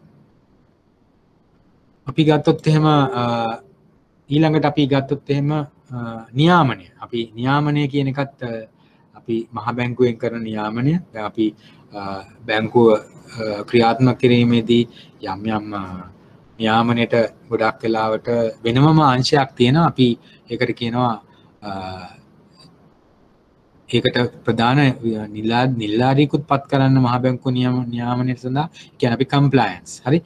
මහ බැංකුවෙන් තියෙන නියාමනයන් ක්‍රියාත්මක වෙනවද කියලා බැංකුවේම බලන යුනිට් එකක් තියෙනවා, ඩිපාර්ට්මන්ට් එකක් තියෙනවා. අපි ඒකට කියන කම්ප්ලයන්ස් ඩිපාර්ට්මන්ට් කියලා. අපි හැම බැංකුවෙම චීෆ් කම්ප්ලයන්ස් ඔෆිසර් කෙනෙකුත් ඉන්නවා. CEO කෙනෙක් වගේම අනිවාර්යයෙන්ම ඒකටම කැප වෙච්ච එක පුද්ගලයෙක් කාර්ය මණ්ඩලය ඉදිරිපත් කරන්න ඕනේ. ඉතින් ඒක එයා මහ බැංකුවේ නියාමනයන් ක්‍රියාත්මක වෙනවද කියලා නිරන්තරයෙන් මහ බැංකුවට වාර්තා කිරීම තමයි මේ හරහා සිදුවෙන්නේ. එතකොට මේ නියාමනයට සඳහා විශාල බැංකුවකට කාර්ය මණ්ඩලයක් ඒ වගේම ප්‍රධාන නිලධාරියෙක් නඩත්තු කරනවා කියන එකත් යම් අභියෝගකාරී වියදම්කාරී කාරණයක්. නමුත් එය අනිවාර්යයෙන්ම කිරීමට සිදු වෙනවා. හරි?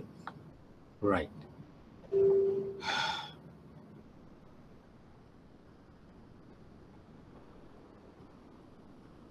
right. එතකොට මට දැන් අපිට කියන්න පුළුවන් ද කාට හරි බැංකුවට තියෙන අරමුණු සහ මතන අභියෝග පිළිබඳව පැහැදිලි කිරීමක් වුණා. මේ අභියෝග සහ අරමුණු සාක්ෂාත් කර ගැනීම හොඳ ආකාරව නැත්නම් හොඳින් ප්‍රශස්ත මට්ටමින් පයතුනොත් තමයි බැංකුවක් ලාභදායී ආයතනයක් විදිහට ක්‍රියාත්මක කරගන්න පුළුවන් වෙන්නේ. right. අපි ඒ අතර අපිට මේ ඉතාමත් ස්ට්‍රේට් ෆෝර්වර්ඩ් නැත්නම් ඍජු කාරණා අපි ඒක ඉක්මනින් ඒ කාරණා පිළිබඳව අධ්‍යයනය කරමු. බැංකුවක අයිතිය අනුව අපිට මම හිතන්නේ ඔයගොල්ලන්ට තේරෙනවා ඇති රාජ්‍ය බැංකු ඒ වගේම පුද්ගලික බැංකු අපි රාජ්‍ය බැංකු විදිහට අපි People's Bank, Bank of Ceylon, NSB බැංකු වගේ රාජ්‍ය බැංකු විදිහට වෙනම කණ්ඩායමක් රජයට තමයි ඒකේ බැංකුවේ අයිතිය තියෙන්නේ. පුද්ගලික බැංකු අයිතිය ගොඩක් වෙලාවට කණ්ඩායම් දෙකකට තියෙන්න පුළුවන්. එකක් තමයි පුද්ගලික ආයෝජකයන්ට තියෙන්න පුළුවන් නැත්නම් පුද්ගලික ආයතන සමාජලාට කොටස් වෙළඳපොලේ බැංකු ලැයිස්තුගත කරලා තියෙන්නේ. කොළඹ කොටස් වෙළඳපොලේ ලැයිස්තුගත කරලා. ඒතකොට ඒ හරහා මහ ජනතාවටත් ඒකේ ආයෝජන කිරීමේ හැකියාව තියෙනවා. ඒතකොට පුද්ගලික බැංකු පුද්ගලික සහ මහජන ඒ කියන්නේ කොටස් වෙළඳදී ලියාපදිංචි බැංකු ලෙස කණ්ඩායම් දෙකකට අපිට හඳුනා ගන්න පුළුවන්. අපි ගත්තොත් තියෙනවා කමර්ෂල් බැංකුව, HNB බැංකුව, සම්පත් බැංකුව, ප්‍රධාන තෙලේ සියලුම බැංකු ලංකාවේ කොටස් වෙළඳපොලේ ලැයිස්තුගත සමාගම්. ඊට අමතරව අපිට දැකලා තියෙනවා විශාල ප්‍රමාණයෙන් විදේශීය බැංකු ලංකාවේ ක්‍රියාත්මක වෙනවා. සිටි බැංකුව, HSBC බැංකුව, ස්ටෑන්ඩඩ් චාටර්ඩ් බැංකුව නේද? ඒකට අපිට මේ පිළිබඳව මම හිතන්නේ ඔයගලන්ට පහසුවෙන් දැනගන්න පුළුවන්. ඊට පස්සේ අපි වාණිජ්‍ය බැංකුවක ශේෂ පත්‍රයක ආකෘතියක් බලමුකෝ නිකන්ම ඔයගලන්ට මම හිතන්නේ ඔයගොල්ලෝ අපේ විභාග ප්‍රශ්න පත්‍රයේ අනිවාර්යයෙන්ම සාමාන්‍යයෙන් ගැටලුවක් තියෙන ගොඩක් වෙලාවට ඒක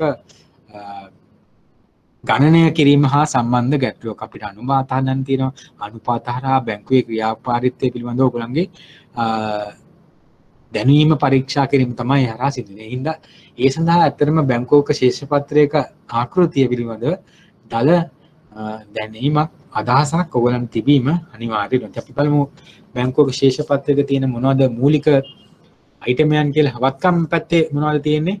මුදල් හා නෝට්ටු, භාණ්ඩාගාර බිල්පත් සහ බැඳුම් කර නේද?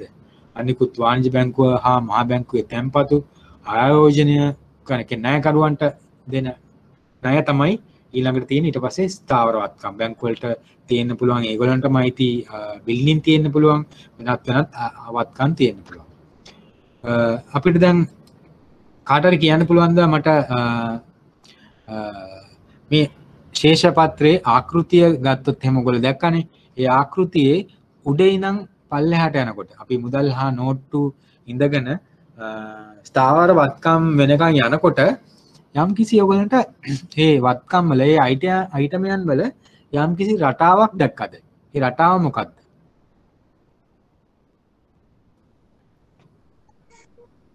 ප්‍රවශීලතාව වැඩි එක ඒවා උඩම තියෙන්නේ. අන්න හරි. එක්සලන්ට්. very good. මේ ද්‍රවශීලතාවය දැන් අපි ඒ ආකෘතියට ගත්තොත් එහෙම කියපු එක පැහැදිලි කරගත්තා නම් ඔයගලන්ට තේනවා මුදල් හා නෝට්ටු වල තමයි වැඩිම ද්‍රවශීලතාවයක් තියෙන්නේ නේද?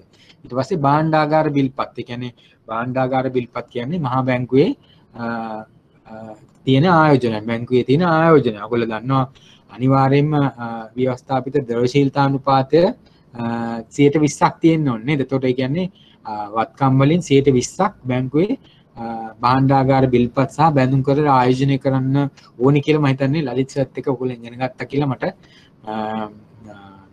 මම උපකල්පනය කරන. එහෙම නැත්නම් මතක තියාගන්න 120ක් ව්‍යවස්ථාපිත ද්‍රවශීලතා අනුපාතය තියෙන එක දැන් මතක් කරගමු. හරි. මේ මම හිතන්නේ අර කිව්වා වගේ ද්‍රවශීලතාවය උඩින් නම් පල්ලෙහාට යනකොට ද්‍රවශීලතාවය උඩම තියෙන එකේ තමයි ද්‍රවශීලතාවය වැඩි. ඊට පස්සේ එන්න අඩු වෙගෙන යනවා. ස්ථාවරවත්කමක් කියන්නේ බිල්ඩින් එක ද්‍රවශීලතාවයක් නෑ නේද? ඒක විකුණලම තමයි මුදල් කරගන්න වෙන්නේ. ඒකෝට අපි වගකීමක් විදිහට තමයි තැන්පතු දක්වන්නේ. අපි ඇත්තටම තැන්පත් කරුවන්ගේ මුදල් අනිවාර්යෙන් අපි ඒගොල්ලන්ට ලබා දෙන්න ඕනේ. එතකොට අපිට ඒක වගකීමක් බැංකුවේ නේද? එතකොට බැංකු ණය අපි තැන්පත් කරුවන්ට අමතරව බැංකුව ක්‍රියාත්මක කිරීමේදී බැංකු ණය, අන්තර් බැංකු වෙළඳ පොලෙන් ණය, ඒ වගේ ණය මුදල්ලුත් ලබා ගන්නවා. ඒ හරහා තමයි මම හිතන්නේ තැන්පත් කරුවන්ගේ මුදල් වලින් විතරක් අපිට ද්‍රවශීලතාවය පවත්වා ගන්න යන්න බෑ. ඉතින් වෙනත් ණය රේඛාවන් හරහා ණය අපි ස්ටෑන්ඩ් බයි තියාගන්න ඕනේ මේ ද්‍රවශීලතාවය ඉතාමත් කාර්යක්ෂම පවත්වා ගන්න. නැත්නම් ද්‍රවශීලතාවයේ අවුලකටපත් වුණොත් එහෙම කුඩා ගැටලුකාරී තත්ත්වයක් වුණත් අපිට ලොකු ගැටලුකාරී තත්ත්වයකට මුහුණ දෙන්න පුළුවන්. මොකද ද්‍රවශීලතාවය අපි දැන් අහුවොත් එහෙම ද්‍රවශීලතාවය දකින්න පුළුවන් ප්‍රධාන ලක්ෂණයක් මොකද්ද? බැංකුවක සහ මූල්‍ය ආයතනයක අපි ඊළඟ ඉස්ලාම් පාර්ලිමේන්තුව මම සාකච්ඡා කරා. කාට හරි කියන්න පුළුවන්ද?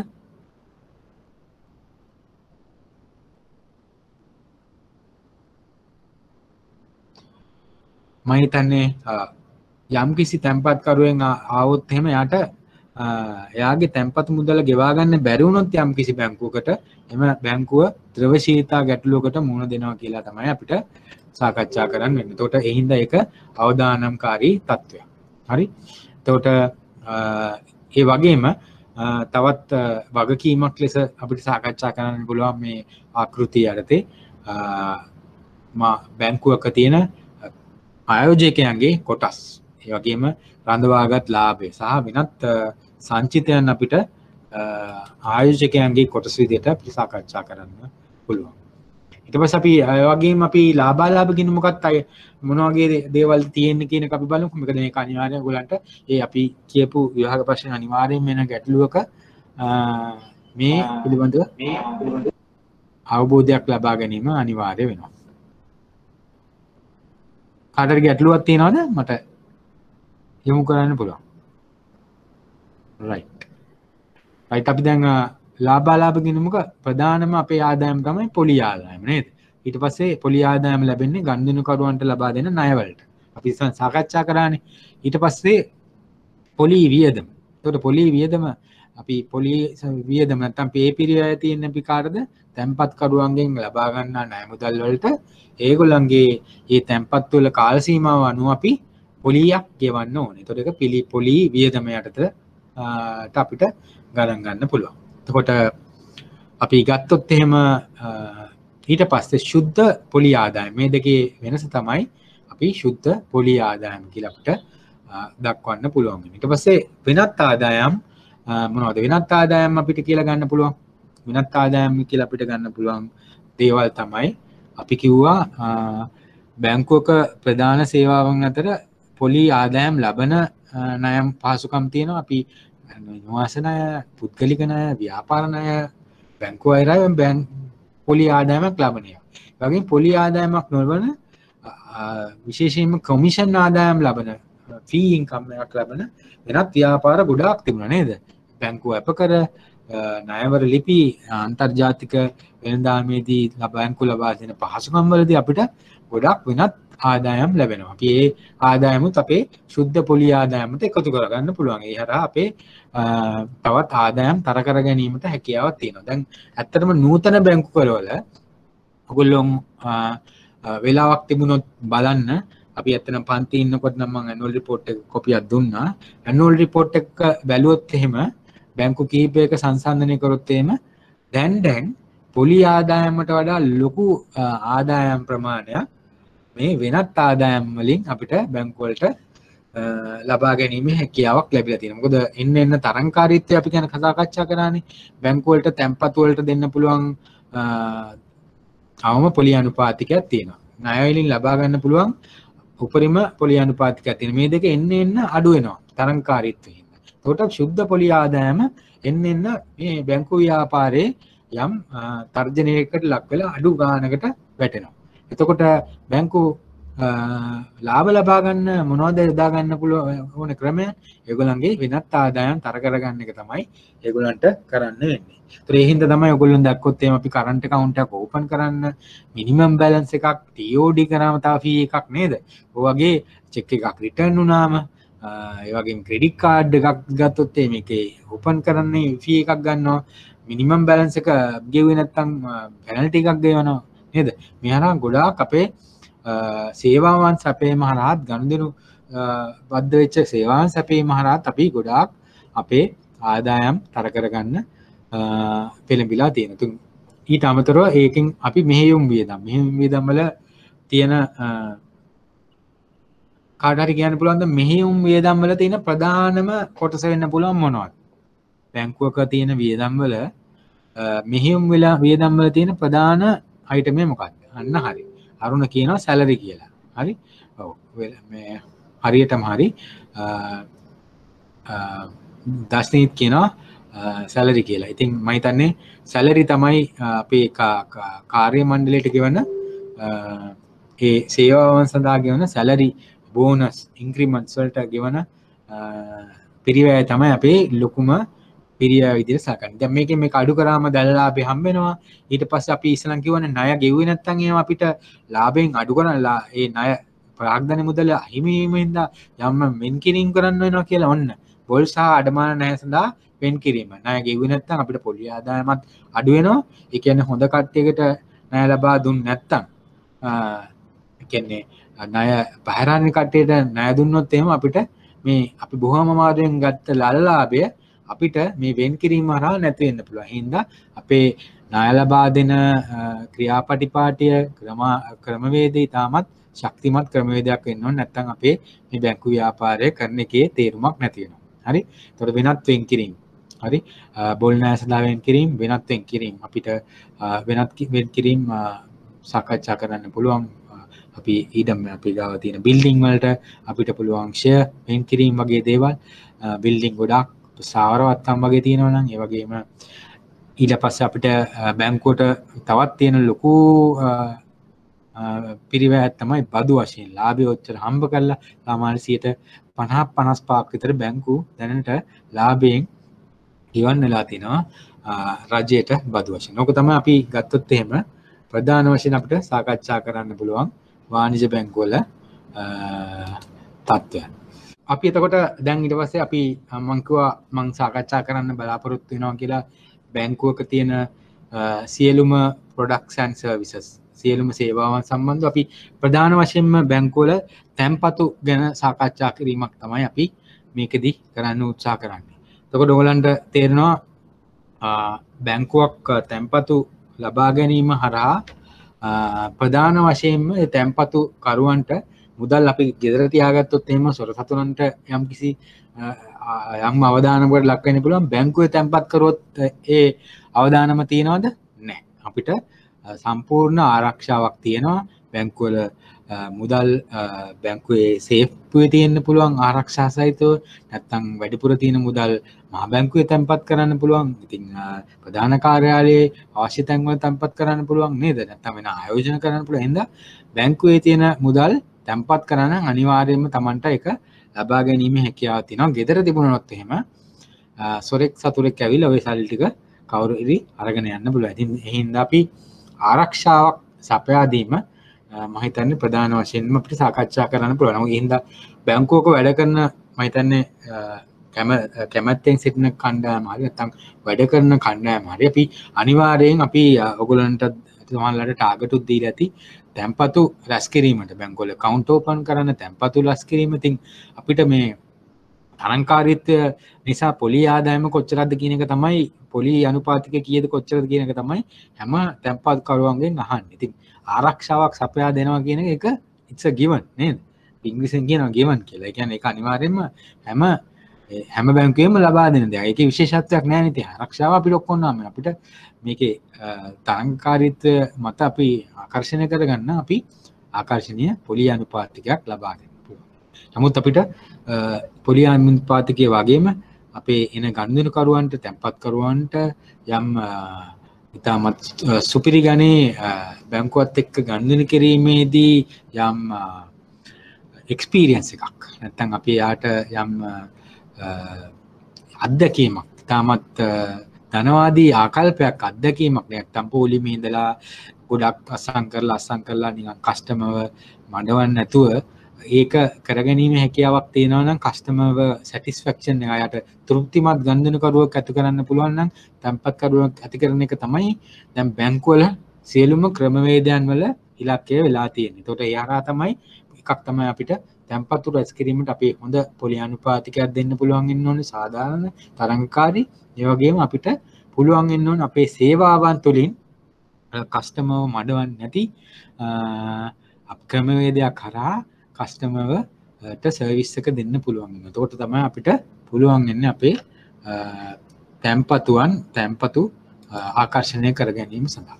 ඊට පස්සේ අපේ සාකච්ඡාවේදී අපි ඉස්සෙල්ලුත් මේකට මුල පිරුවා වාණිජ්‍ය බැංකුවක අතරමැදි ක්‍රියාවලිය. අපි මේක ගැන චුට්ටක් ඉදිරියට ටිකක් සවිස්තරාත්මකව සාකච්ඡා කරගොත් මේ අතරමැදි ක්‍රියාවලිය අපි ඉස්සරන් කියවන තැන්පත්කරුවන් කියලා අන්න ඒ කණ්ඩායම තමයි මේ අතිරික්ත එකක කියලා අපිට සම්බන්ධ කරගන්න පුළුවන් වෙන්නේ. ඒතර ඒගොල්ලන් ගාව Tamanට අවශ්‍ය කරනට වඩා ප්‍රමාණයට වඩා මුදල් තියෙනවා. ඉතින් මේ එක එක්කෙනා ගාව තියෙන්නේ පොඩි ප්‍රමාණයක් වෙන්න පුළුවන්. හරි. ඒතර ඒ කණ්ඩායම ඔක්කොම වාණිජ්‍ය බැංකුවක් විදිහට අපි මොකද්ද කරන්නේ? අපි ඒගොල්ලන් ආකර්ෂණය කරගෙන නිකන් තැන්පත් වලින් අපි නිකන් පූල් එකක් වගේ හැදෙනවා අපි ගාව. තැන්පතු අපි යම් කිසි පොලි අනුපාතිකයක් දෙනවා. ඒ පූල් එකක් වගේ අපි ගාව අපි රැස් කරගන්නවා වාණිජ්‍ය බැංකුව. ඊට පස්සේ මේ ඌන එකක නැත්තම් ණය ලබා ගන්න ඕන එකක අවශ්‍යතාවය තියෙන එකක තමයි අපි ඌන එකක කියලා සඳහන් කිරීමක් කරන්නේ.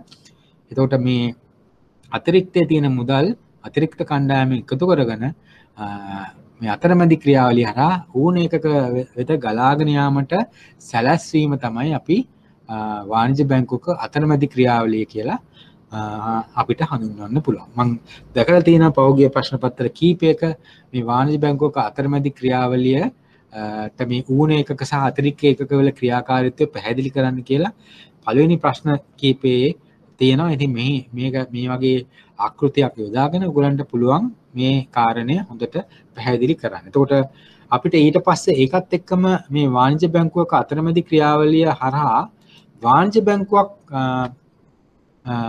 වැදගත්කම මොකක්ද කියන එක අපිට සාකච්ඡාවට භාජනය කරන්න පුළුවන් වෙන්න ඕනේ. අපේ ඒ වගේ උත්තරයක් සම්පූර්ණයෙන්ම දෙනවා නැති. ඒකට අපිට එකතු කරගන්න පුළුවන් තවත් කාරණා තමයි අපි ගත්තොත් එහෙම දැන් මේ විදිහට බැංකුවට එන මේ කුඩා තැන්පතුකරුවන් ලක්ෂ 2 5 10 15 20 වගේ කුඩා අපි ස්මෝල් ටිකට් ඩිපොසිට්ස් කියලා කියනවා. කුඩා ඒක කියන්නේ නේද? ඒක රාශි කිරීමට බැංකුවක තියෙන ශාඛා ජාල පද්ධතිය ඒකට හරියන විදිහට මම හිතන්නේ කාරණා පැහැදිලි කරගෙන ස්ටාෆ් එක ට්‍රේන් කරගෙන කස්ටමර් සර්විස් එක දීගෙන ඒවා සංවිධානාත්මකව පිළියෙල කරලා තියෙනවා. ඒ වගේම එතකොට බැංකුවට පුළුවන් මේ අතිරික්ත තැන්පත්කරුවන් ආකර්ෂණය කර ගැනීමේ හැකියාව අතරමැදි බැංකු කරණය හරහා ඇතිවන ඉතාමත් වැදගත් කාරණයක්.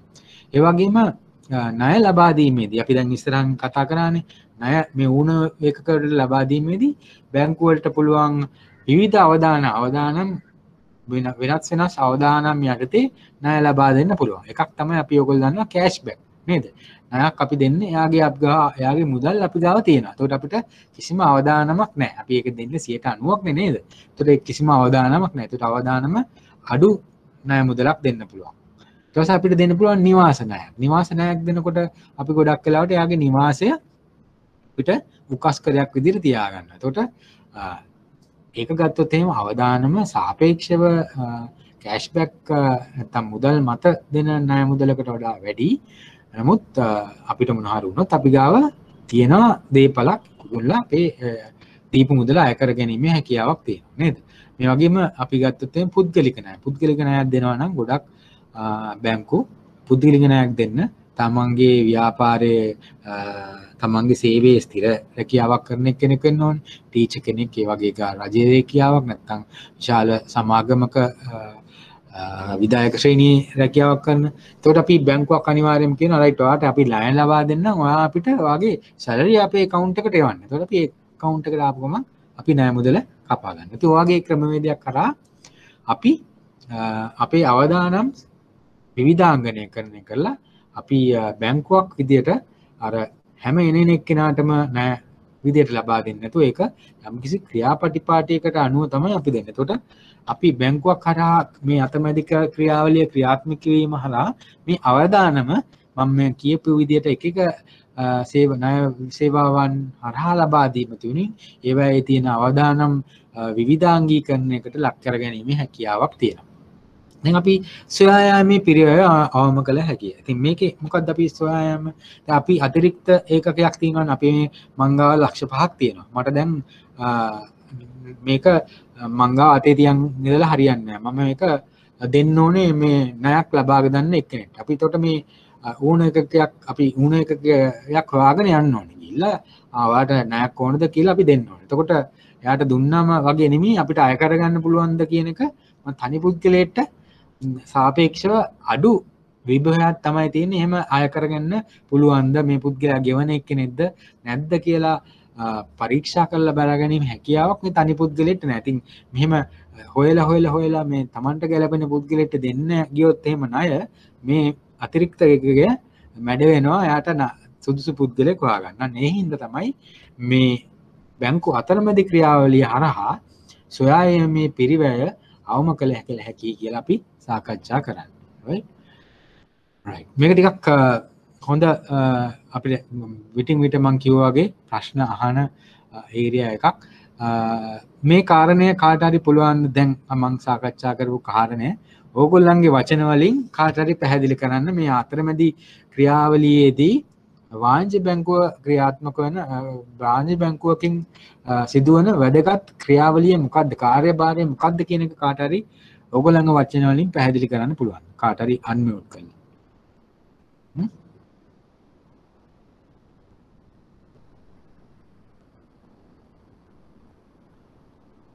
කවුරු හරි ඉදිරිපත් වෙන්න. අරුණ මම දැක්ක ගොඩක් උත්තර ලියන ආයාට මයික් එක නැහැ කියලා. sorry. කවුරු හරි මයික් එක වැඩ කරන කෙනෙක් ඉන්නවද? උත්තර දෙන්න. ධෛර්යයක් තියෙන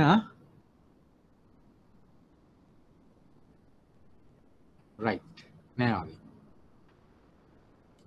එතකොට මේකෙදි අතරමැදි ක්‍රියාවලිය ඔයගොල්ලෝ පැහැදිලි කරන්න ඕනේ. සුළු ප්‍රමාණය ඉතිරි කරන්න ඕනේ සම්පත් ඒකක රාශි කර ගැනීමට ඇති හැකියාව වාණිජ්‍ය බැංකුවකට වාණිජ්‍ය බැංකුවට අවදානම් විවිධාංගීකරණයේ තියෙන හැකියාව, ඒ වගේම සොයා යාමේ පිරිවැය අවම කළ හැකියාව වැනි කාරණයන් පැහැදිලි කිරීමේ අවශ්‍යතාවයක් තියෙනවා මේකට හොඳ උත්තරයක් ලබා දෙන්න. ඒකට අපි ප්‍රධාන තැන්පතු වර්ග මොනවද කියලා අපි සාකච්ඡා කරොත් ඊතරුම් ගිණුම් වල තියෙනවා අපි සාමාන්‍ය ගිණුම් තියෙනවා නේද? ළමා ගිණුම් තියෙනවා, කාන්තා ගිණුම් තියෙනවා, ජ්‍යෙෂ්ඨ පුරවැසි ගිණුම් තියෙනවා නේද? ජ්‍යෙෂ්ඨ පුරවැසි ගිණුම් ඒගොල්ලන්ට ජ්‍යෙෂ්ඨ පුරවැසි විශේෂ පොලි අනුපාතිකයක් ලබා දෙනවා නේද? රජයේ සබ්සිඩි එකක් නැත්නම් ඒගොල්ලන්ගේ යම්කිසි රජයේ මැදිහත් වීමෙන් රජයේ දායකත්වයෙන් යුතුව ජ්‍යෙෂ්ඨ පුරවැසියන්ට බැංකුව හරහා විශේෂිත පොලි අනුපාතිකයක් ලබා දීමට බැංකු පෙළඹිලා තියෙනවා. ඒ වගේම විදේශ විනිමය ගිණුම්. මෙන්න මේවා තමයි අපි දීර්ඝ වශයෙන් සාකච්ඡා කරන්නේ. ඊට පස්සේ කාලීන තැන්පතු, ස්ථිර තැන්පතු ගිණුම් නේද? කියන්නේ යම්කිසි මාස 3, 6, අවුරුද්ද 2, 5 වගේ කාල සීමාවල් වලට දාන තැන්පතු තමයි අපි කාලීන තැන්පතු කියලා අපි සාකච්ඡා කරන්නේ. ඊට ඉල්ලුම් තැන්පතු වලට කියන නැත්නම් අපි කරන්ට් account වල තියෙන ගිණුම් වලට අපි තමයි කියන්නේ ජංගම ගිණුම් කියලා. මේක ඉතාමත් ඍජු කාරණා හින්දා අපි මේ පිළිබඳව සාකච්ඡාව ඉදිරියට ගෙනියමු. ඒ වගේම තැන්පතු ලාභීන් කාටද බැංකුවකට ඇවිල්ලා ගිණුමක් ආරම්භ කරන්න පුළුවන් පුද්ගලයන් කවුද? නැත්නම් ආයතන මොනවද කියලා අපි සාකච්ඡා කරොත් කෙටියෙන් තනි පුද්ගලයන්ට පුළුවන්. කියන්නේ මටයි ඔයගලන්ටයි ඕනෑම පුද්ගලයෙක්ට ගිහිල්ලා account එකක් open කරගැනීමේ හැකියාවක් තියෙනවා. ඒ වගේම සීමිත පුද්ගලික සමාගම්, ඒ කියන්නේ limited liability companies අපි දන්නවනේ කම්පැනි වලට පුළුවන් බැංකුවක වෙනත් වෙනම වූ ගිණුමක් ආරම්භ කරන්න. ඒ වගේම හවුල් ව්‍යාපාර, ඒ කියන්නේ පාර්ට්නර්ෂිප්ස්. කීප දෙනෙක් එකතු වෙලා පිටව ගන්න හවුල් ව්‍යාපාර වලට වෙනමම ගිණුමක් ආරම්භ කිරීමේ හැකියාව තියෙනවා. ඒ වගේම සීමිත සමාගම් හා භාරයක්. කියන්නේ අපි ගත්තොත් එහෙම ගොඩක් සමිති සමාගම් තියෙනවා නේද? අපි ගත්තොත් එහෙම ගොඩක් දුර බැහැ පළාත් වලට ගියත් එහෙම සමුපකාර සමිති තියෙනවා, ගොඩක් ගොවි සංවිධාන තියෙනවා, ගොවි සමිති තියෙනවා. ඒ හරහා ඒගොල්ලන්ටත් සනස සමිති තියෙනවා. ඒ වගේ ගොඩක් සමිති වලටත් ඒගොල්ලන්ට අවශ්‍ය කරන ක්‍රියාකාරීත්වය කරගෙන යාමට සමාජිකයන් නඩත්තු කිරීමට අදාළ වෙන මුදල් ඒ පිළිබඳව කටයුතු කිරීමට අවශ්‍ය කරන ගිණුම් ආරම්භ කරන්න පුළුවන් බැංකුවක. ඒ වගේම බාරකාර අරමුදල් අපි ට්‍රස්ට් ෆන්ඩ්ස් කියලා කියනවා. ඒ වගේ බාරකාර අරමුදල් වලටත් ගිණුම් ආරම්භ කර ගැනීමේ හැකියාව තියෙනවා. ඒකම තනි පුද්ගලයන් වගේම තනි පුද්ගල ව්‍යාපාර අපි ඒගොල්ලන්ට ප්‍රොප්‍රයිටර්ෂිප්ස් තැන් වල ටවුන් වල ලියාපදිංචි ව්‍යාපාර වලටත් පුළුවන් තම තමන්ගේ තනි පුද්ගල ව්‍යාපාර ගිණුම් ආරම්භ කරන්න. මේක වෙන්න පුළුවන් ගොඩක් වෙලාවට ඉතිරි කිරීමේ ගිණුමක් වෙන්න පුළුවන්, කරන්ට් account එකක් වෙන්න පුළුවන්, නැත්නම් ජංගම ගිණුමක් වෙන්න පුළුවන්. මේවා තමයි තැන්පතු කියන්නේ ජංගම ඕනම ගිණුමක් විවෘත කරන්න පුළුවන් ගනුදෙනුකරුවන් තමයි මේ විදිහට අපි සාකච්ඡා කරගෙන යන්නේ. ඊට පස්සේ ගිණුමක් ආරම්භයේදී සැලකිලිමත් විය යුතු කරුණු මොනවද? ඔයගොල්ලෝ දන්නවා අපි ගිණුමක් ආරම්භ කරන්න නම් ඒ පුද්ගලයාගේ අපි ඒගොල්ලන්ට දෙනවා මැන්ඩේට් එකක් නේද?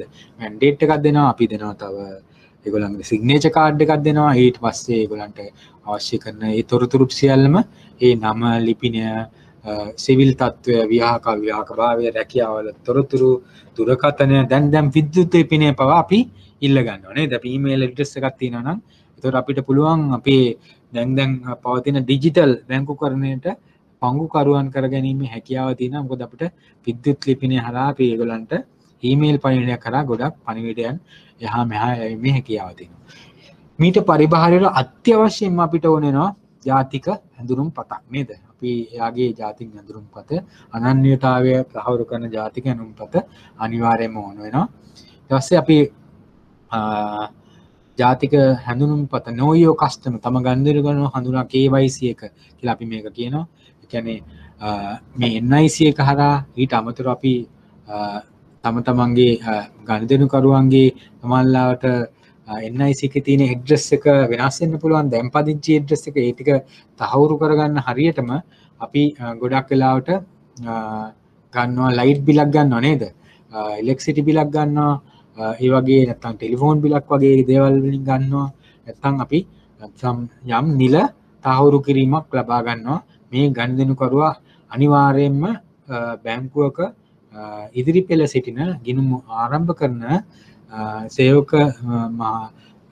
කණ්ඩායම්, ඒ වගේම නිලධාරීන් අනිවාර්යයෙන්ම තමන්ගේ ගනුදෙනුකරුවන් මේ විදිහට හඳුනා ගැනීම අනිවාර්ය කාර්යයක් වෙනවා. නැත්නම් ගොඩාක් ගැටලුකාරී තත්ත්වයන්ට මුහුණ දෙන්න වෙනවා. ඉතින් ඒ හින්දා මේ සම්බන්ධයෙන් මහා බැංකුව නියාමනයකට ලක් කරනවා. ඒගොල්ලන් නියාමනයේදී මේ අවශ්‍ය කරන තොරතුරු ලබා නොතිබුණොත් ඒ පිළිබඳව ගැටලුකාරී තත්ත්වයකට පත් වෙන්න පුළුවන්. මේ පිළිබඳව මම හිතන්නේ පිටින් පිට අපේ කම්ප්ලයන්ස් ඩිපාර්ට්මන්ට් වලින් අපි දැනුවත් කරනවා මොන වගේ දේවල්ද අපි ලබා ගන්න ඕනේ, තොරතුරු මොනවද කියන එක පිටින් පිට වෙනස් කරන මහා බැංකුවෙන් ලබා දෙන තොරතුරු අපේ කම්ප්ලයන්ස් ඩිපාර්ට්මන්ට් එක හරහා අපිට ලැබෙන්නට සලස්වනවා. ඊට පස්සේ අපි ගත්තොත් එම කෝපරේට් ගිණුමක්. නැත්නම් අපි account එකක් ඕපන් කරනවා නම් පුද්ගලික සමාගමකට ඒක අපිට ඒක අවිවෘත කරන්න යම් ඒකේලි කීපයක්ම අපිට ලබා ගන්න වෙනවා. එතකොට ඒකට සමාගම් වල නාමය සඳහන් වෙන ලේඛනයක් තියෙනවා. ඒවා ඔක්කොම සමාගම් ලියාපදිංචි සමාගම් ඇතුළේ ලියාපදිංචි වෙනකොට අපිට ඒගොල්ලන්ගෙන් ලැබෙන ඒ තහවුරු සමාගමක් විදිහට ලියාපදිංචි වුණා කියලා තහවුරු කරන ලියවිලි මේ ඔක්කොම සමාගම් එයාගේ නාමය. අපි හිතමු ABC Private Limited කියලා ඒ නාමේ සඳහන් වෙලා තියෙන්න ඕනේ ඒකේ. ඒ කොපිය. ඒ වගේම සමාගම් ලියාපදිංචි සහතිකය. වගේම ලියාපදිංචි කාර්යාලය. ඒකට සමාගමක් විදිහට ලියාපදිංචි වුණාම ඒ කාර්යාලය පිහිටියන්නේ කොහෙද කියන එක ඒ සඳහන් වෙච්ච ලියකියවිල්ලක් තියෙනවා. ඒ වගේම අධ්‍යක්ෂකවරුන්ගේ විස්තර. අපි දැන් පුද්ගලික ගනුදෙනුකරුවෙක්ගෙන් තොරතුරු ලබා ගන්නවා වගේම නම ලිපිනය සහ KYC ලබා ගන්නවා. මේ එක් එක් අධ්‍යක්ෂකවරුන් තනි පුද්ගලයන්ගේ ගිණුමක් ආරම්භ කරනවා වගේ ඒගොල්ලන්ගේ තොරතුරුත් අපි ලබා ගන්න ඕනේ. ඒ වගේම ගිණුමක් ආරම්භ කරාට පස්සේ ජංගම ගිණුමක අපි දන්නවා ගොඩක් වෙලාවට මුදල් එහාට මෙහාට යනවා නේද? චෙක් පත් ලබා දුන්නම ඒ චෙක් පතට කාටද අත්සන් කිරීමේ බලතල තියෙන කියන එක වෙනමම අපිට අත්සන් බලතල සඳහන් කිරීමක් සිදු කරන්න ඕනේ. ඉතින් අපි ඒ වගේම අපි සයිනින් අත්සන් කාඩ් පතක් ගන්නවා. ඒගොල්ලන් කවුද ඒ අත්සන් බලතල තියෙන පුද්ගලයන් කියලා අපිට දක්වන්න පුළුවන්. ඉතින් ඒ වගේම අධ්‍යක්ෂක මණ්ඩලයේ අවසරය. මේ ගිණුම අපි කම්පැනියක් කිව්වොත් එහෙම අපි එක පුද්ගලයෙක් නෙමෙයි ඒකත් නීතිය ඉදිරියේ පුද්ගලයෙක්ගේ තියෙන පිළිගැනීම තියෙනවා නේද? ඒකට ඒ පුද්ගලයෙක් තියෙන ඒ පිළිගැනීම තහවුරු කරන්න අධ්‍යක්ෂක මණ්ඩලය මේ අදාළ අධ්‍යක්ෂක මණ්ඩලයේ නැත්නම් වෙනත් සමාජිකයන් අත්සන් බලතල තහවුරු කරලා අධ්‍යක්ෂක මණ්ඩලයේ කවුද මේ අත්සන් බලතල තියෙන්නේ කියලා තහවුරු කරලා ඒගොල්ලෝ අධ්‍යක්ෂ මණ්ඩලයේ රෙසොලූෂන් එකක් පාස් කරලා බැංකුවට අනිවාර්යයෙන්ම ඒගොල්ලෝ දෙන්න ඕනේ සටහනක්. මෙන්න මේකයි අපේ ක්‍රියාපටිපාටේ මේ කණ්ඩායම් වලට තමයි අපි දීලා තියෙන අවසර මේ ගිණුම් ක්‍රියාත්මක කරන්න කියලා තහවුරු කිරීමක් අපිට ආයතනික ගිණුමකදී ලබා දීමේ අවශ්‍යතාවයක් තියෙනවා. සමිති සමුපකාරවලත් ඊටත් සමානව අපි ලියාපදිංචි සහතිකයක් තියෙනවා. ඒ වගේම සමාගම් වලට වගේම ඒ වගේම ව්‍යවස්ථාවක් තියෙන්න ඕනේ සමිති සමාගමක. එතකොට ව්‍යවස්ථාවේ නිලධාරී මණ්ඩලය කවුද කියලා සඳහන් වෙන්න ඕනේ. ඒකේ නාමය ලිපිනය කොහෙද කියලා අත්සන් බලතල කාටද ණය ගන්න බලය තියෙන නිලධාරීන් කවුද කියන එක මේ ව්‍යවස්ථාවේ සඳහන් වෙනවා. අපි ගත්තොත් එහෙම රටේ ව්‍යවස්ථාව ඒ සියලුම දේවල් පිළිබඳව විස්තර කරලා තියෙනවා වගේම සමිති ව්‍යවස්ථාවත් මේ කාරණා පැහැදිලිව සඳහන් කරලා තිබුණාම තමයි අපිට මේ ව්‍යවස්ථාව බලලා තමයි මේ ගිණුම් අපිට ඕපන් කරන්න පුළුවන්. ඊට පස්සේ අපි ගත්තොත් එහෙම ගනුදෙනුකරුවන් නිසි සැලකිල්ලෙන් යුක්තව ක්‍රියා කරන්න ඕනේ. අපි ගත්තොත් එහෙම KYC ගන්න එක ගනුදෙනුකරුවන් හරියට හඳුනා ගැනීම ගනුදෙනුකරුවන්ගේ මුදල් මූලාශ්‍රයෙන් අපි ගන්නවා KYCත් එක්කම ඉන්කම් ඩෙක්ලරේෂන් එකක් ගන්නවා. කොච්චර ආදායමක් අවුරුද්දට ඒගොල්ලෝ උපයනවාද කියලා ඒ තොරතුරු ගන්නවා. ඉතින් ඒ தත්ත්වය වෙනස් වෙලා තියෙනවා කියලා දැනගත්තොත් ආපහු අපිට ඒ තොරතුරු ඒ ගනුදෙනුකරුවන්ගෙන් ලබා ගැනීමේ අත්‍යවශ්‍යතාවයක් තියෙනවා. ඉතින් මේ කස්ටමර් ඩියු ඩිලිජන්ස් නැත්නම් ගනුදෙනුකරුවන් පිළිබඳ නිසි සැලකිල්ලෙන් ක්‍රියාකාරීත්වය අපිට වැදගත් වෙනවා. මොකද අපි හරියට ගනුදෙනුකරුව හඳුනාගත්තේ නැත්නම් අපේ ගිණුම් අපේ බැංකුවල තියෙන ගිණුම් පද්ධතිය නැත්නම් බැංකු පද්ධතිය පාවිච්චි කරන්න පුළුවන් අකටයුතු සඳහා මුදල් විශුද්ධීකරණය වගේම ගොඩක් වෙලාවට ත්‍රස්තවාදී මූල්‍යකරණය ඒ වගේ කාරණා වලට සම්බන්ධ කරන්න පුළුවන්. හරි. දැන් ඔයගොල්ලෝ අහලත් තියෙන පෞගේ ටිකෙත් ඔය වගේ කාරණා ත්‍රස්තවාදී කණ්ඩායම් අපේ මම හිතන්නේ පාස්කුරිදා බෝම්බ ප්‍රහාරයටද සමහර බැංකු හරහා ඒ ගනුදෙනු ඒ බෝම්බකරුවන්ට ගිහිල්ලා තිබුණා. ඒතකොට ඒක කොහොමද ආවේ කියලා පස්සේ හොයනකොට මේවා පිළිබඳව ඒ හරියට මේ නීති රීති ක්‍රියාත්මක කරමු නැති බැංකු වලට මහ බැංකුවේ දඩ වුණත් නියම වෙන්න පුළුවන්. දඩ අනිවාර්යෙන් නියම වෙනවා. ඉතින් මේවා පිළිබඳව මහ බැංකුවට අදාළ මූල්‍ය බුද්ධි ඒකකය නිරන්තරයෙන් ඒගොල්ලන්ගේ විගණනයන් හරහා පරීක්ෂාවන් හරහා පරීක්ෂාවට ලක් කරනවා. ඉතින් මේ පිළිබඳව අපි කිව්වා වගේ කම්ප්ලයන්ස් ඩිපාර්ට්මන්ට් එකත් මැදිහත් වෙලා මේ ගනුදෙනු කිරීම පිළිබඳව නිසි සැලකිලිමත් ක්‍රියා කිරීම මම හිතන්නේ අනිවාර්යයෙන්ම කරන්න වෙනවා. හරි. ඊට පස්සේ ඉතිරි කිරීමේ වාසි මොනවද? අපි ඔයගලන්ට මේ දැන්ටත් අපි කරා ආරක්ෂාවක් ලැබෙනවා. ඒ වගේම පොලි මුදලක් අපිට ලැබෙනවා.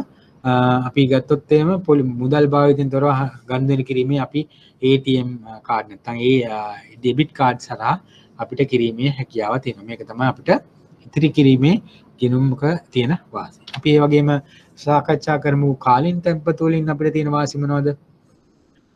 අතිරික්ත මුදල් වලට වැඩි පොලියක් ලබා ගැනීමේ හැකියාවක් තියෙනවා. අපි ගත්තොත් එහෙම ඉතිරි කිරීමේ බිණුමක අපිට ලැබෙන පොලිය 102ක් නම් අපි කාලීන තැන්පතුවක අපි ස්ථිර කාල සීමාවකට දැම්මොත් මාස 3 6 12 ඒ කියන්නේ කාලය වැඩි වෙනකොට අපේ පොලිය අනුපාතිකයත් තැන්පත්කරුවන්ට ගෙවන පොලිය අනුපාතයක් බැංකුව වැඩි කරනවා. එතකොට වැඩි පොලිය අනුපාතිකයක් ලබා ගැනීමේ හැකියාවත් අපිට බැංකුව වලට තියෙනවා. එතකොට ඒකත් ආයෝජනය කරන තැන්පත්කරුවන්ට ලොකු වාසියක් වෙනවා. ඒ වගේම තැන්පත්කරුවන්ගේ තැන්පත් මුදලින් හදිසි අවස්ථාවකට 90% දක්වා ණයක් ලබා ගැනීමේ හැකියාවක් තියෙනවා. එතකොට ඒ වගේම සම්පූර්ණ මුදලක් අපි තුමු අපේ ෆන්ඩ් එකක් හම්බ වෙනවා අපේ රැකියාව කරලා අවුරුදු 55න්.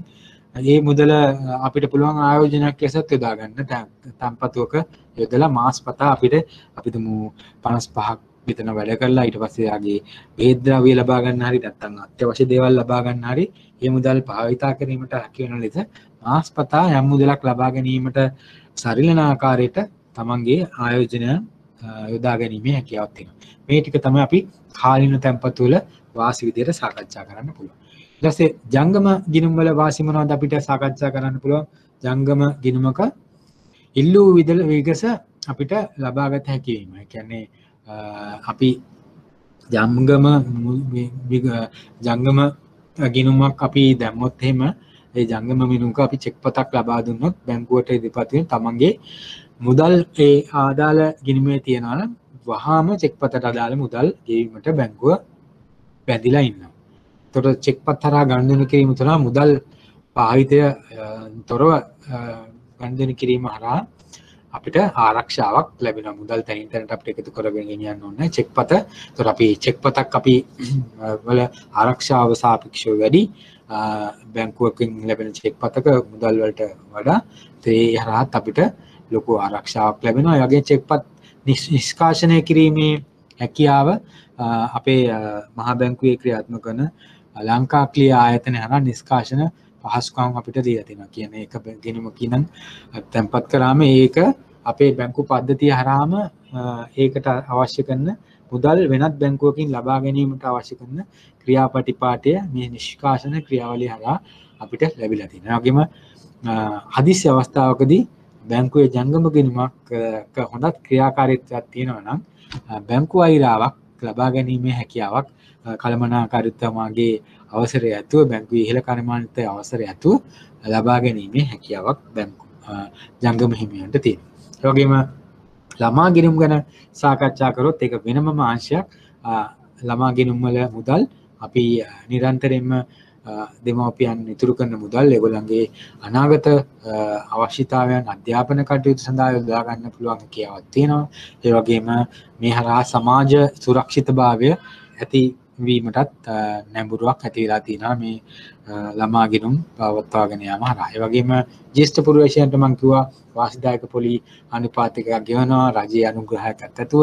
ඒ වගේම ඉස්සලන් කිව්වා වගේ සමාජ සුරක්ෂිතභාවය රාජ්‍ය අනුග්‍රහය ජ්‍යෙෂ්ඨ පුරවැසියන්ට වැලි පොලියක් ලබා දීමනහත් ලබා දීලා තියෙනවා. හරි මම හිතන්නේ අපි අද පාඩම මේ විදිහට අපිට ඉවර කරගන්න පුළුවන් වුණා. මම හිතන්නේ ගොඩක් කරුණු අපි සාකච්ඡා කරා. අපි විශේෂයෙන්ම බැංකුවල විකාශනය කොහොමද ඉතිහාසය මුදල් ගනුදෙනු වල කොහොමද වෙන්නේ ඒ පිළිබඳව සාකච්ඡා කරා. ඊට පස්සේ අපි අධීක්ෂණ කටයුතු මහා බැංකුවේ අධීක්ෂණ කටයුතු බැංකුවල තියෙන අරමුණු මොකක්ද අභියෝග මොනවද කියලා සාකච්ඡා කරා. ඊට පස්සේ අපි අද ඊළඟ පාඩමට බැංකුවක ප්‍රධාන වශයෙන්ම තැන්පතු වලට අදාළ සේවාවන් products and services සම්බන්ධයෙන් ඒගොල්ලන්ගේ වාසි අවාසි ඒගොල්ලන්ගේ ප්‍රායෝගික ක්‍රියාත්මක වන කණ්ඩායම් අවස්ථාවන් ඒවල අවශ්‍ය කරන ලියකියවිලි පිළිබඳව සාකච්ඡා කරමු. right එහෙමනම් අපි නැවතත් හමු වෙනතුරු සියලන්ටම ආයුබෝවන්. ජය වේවා.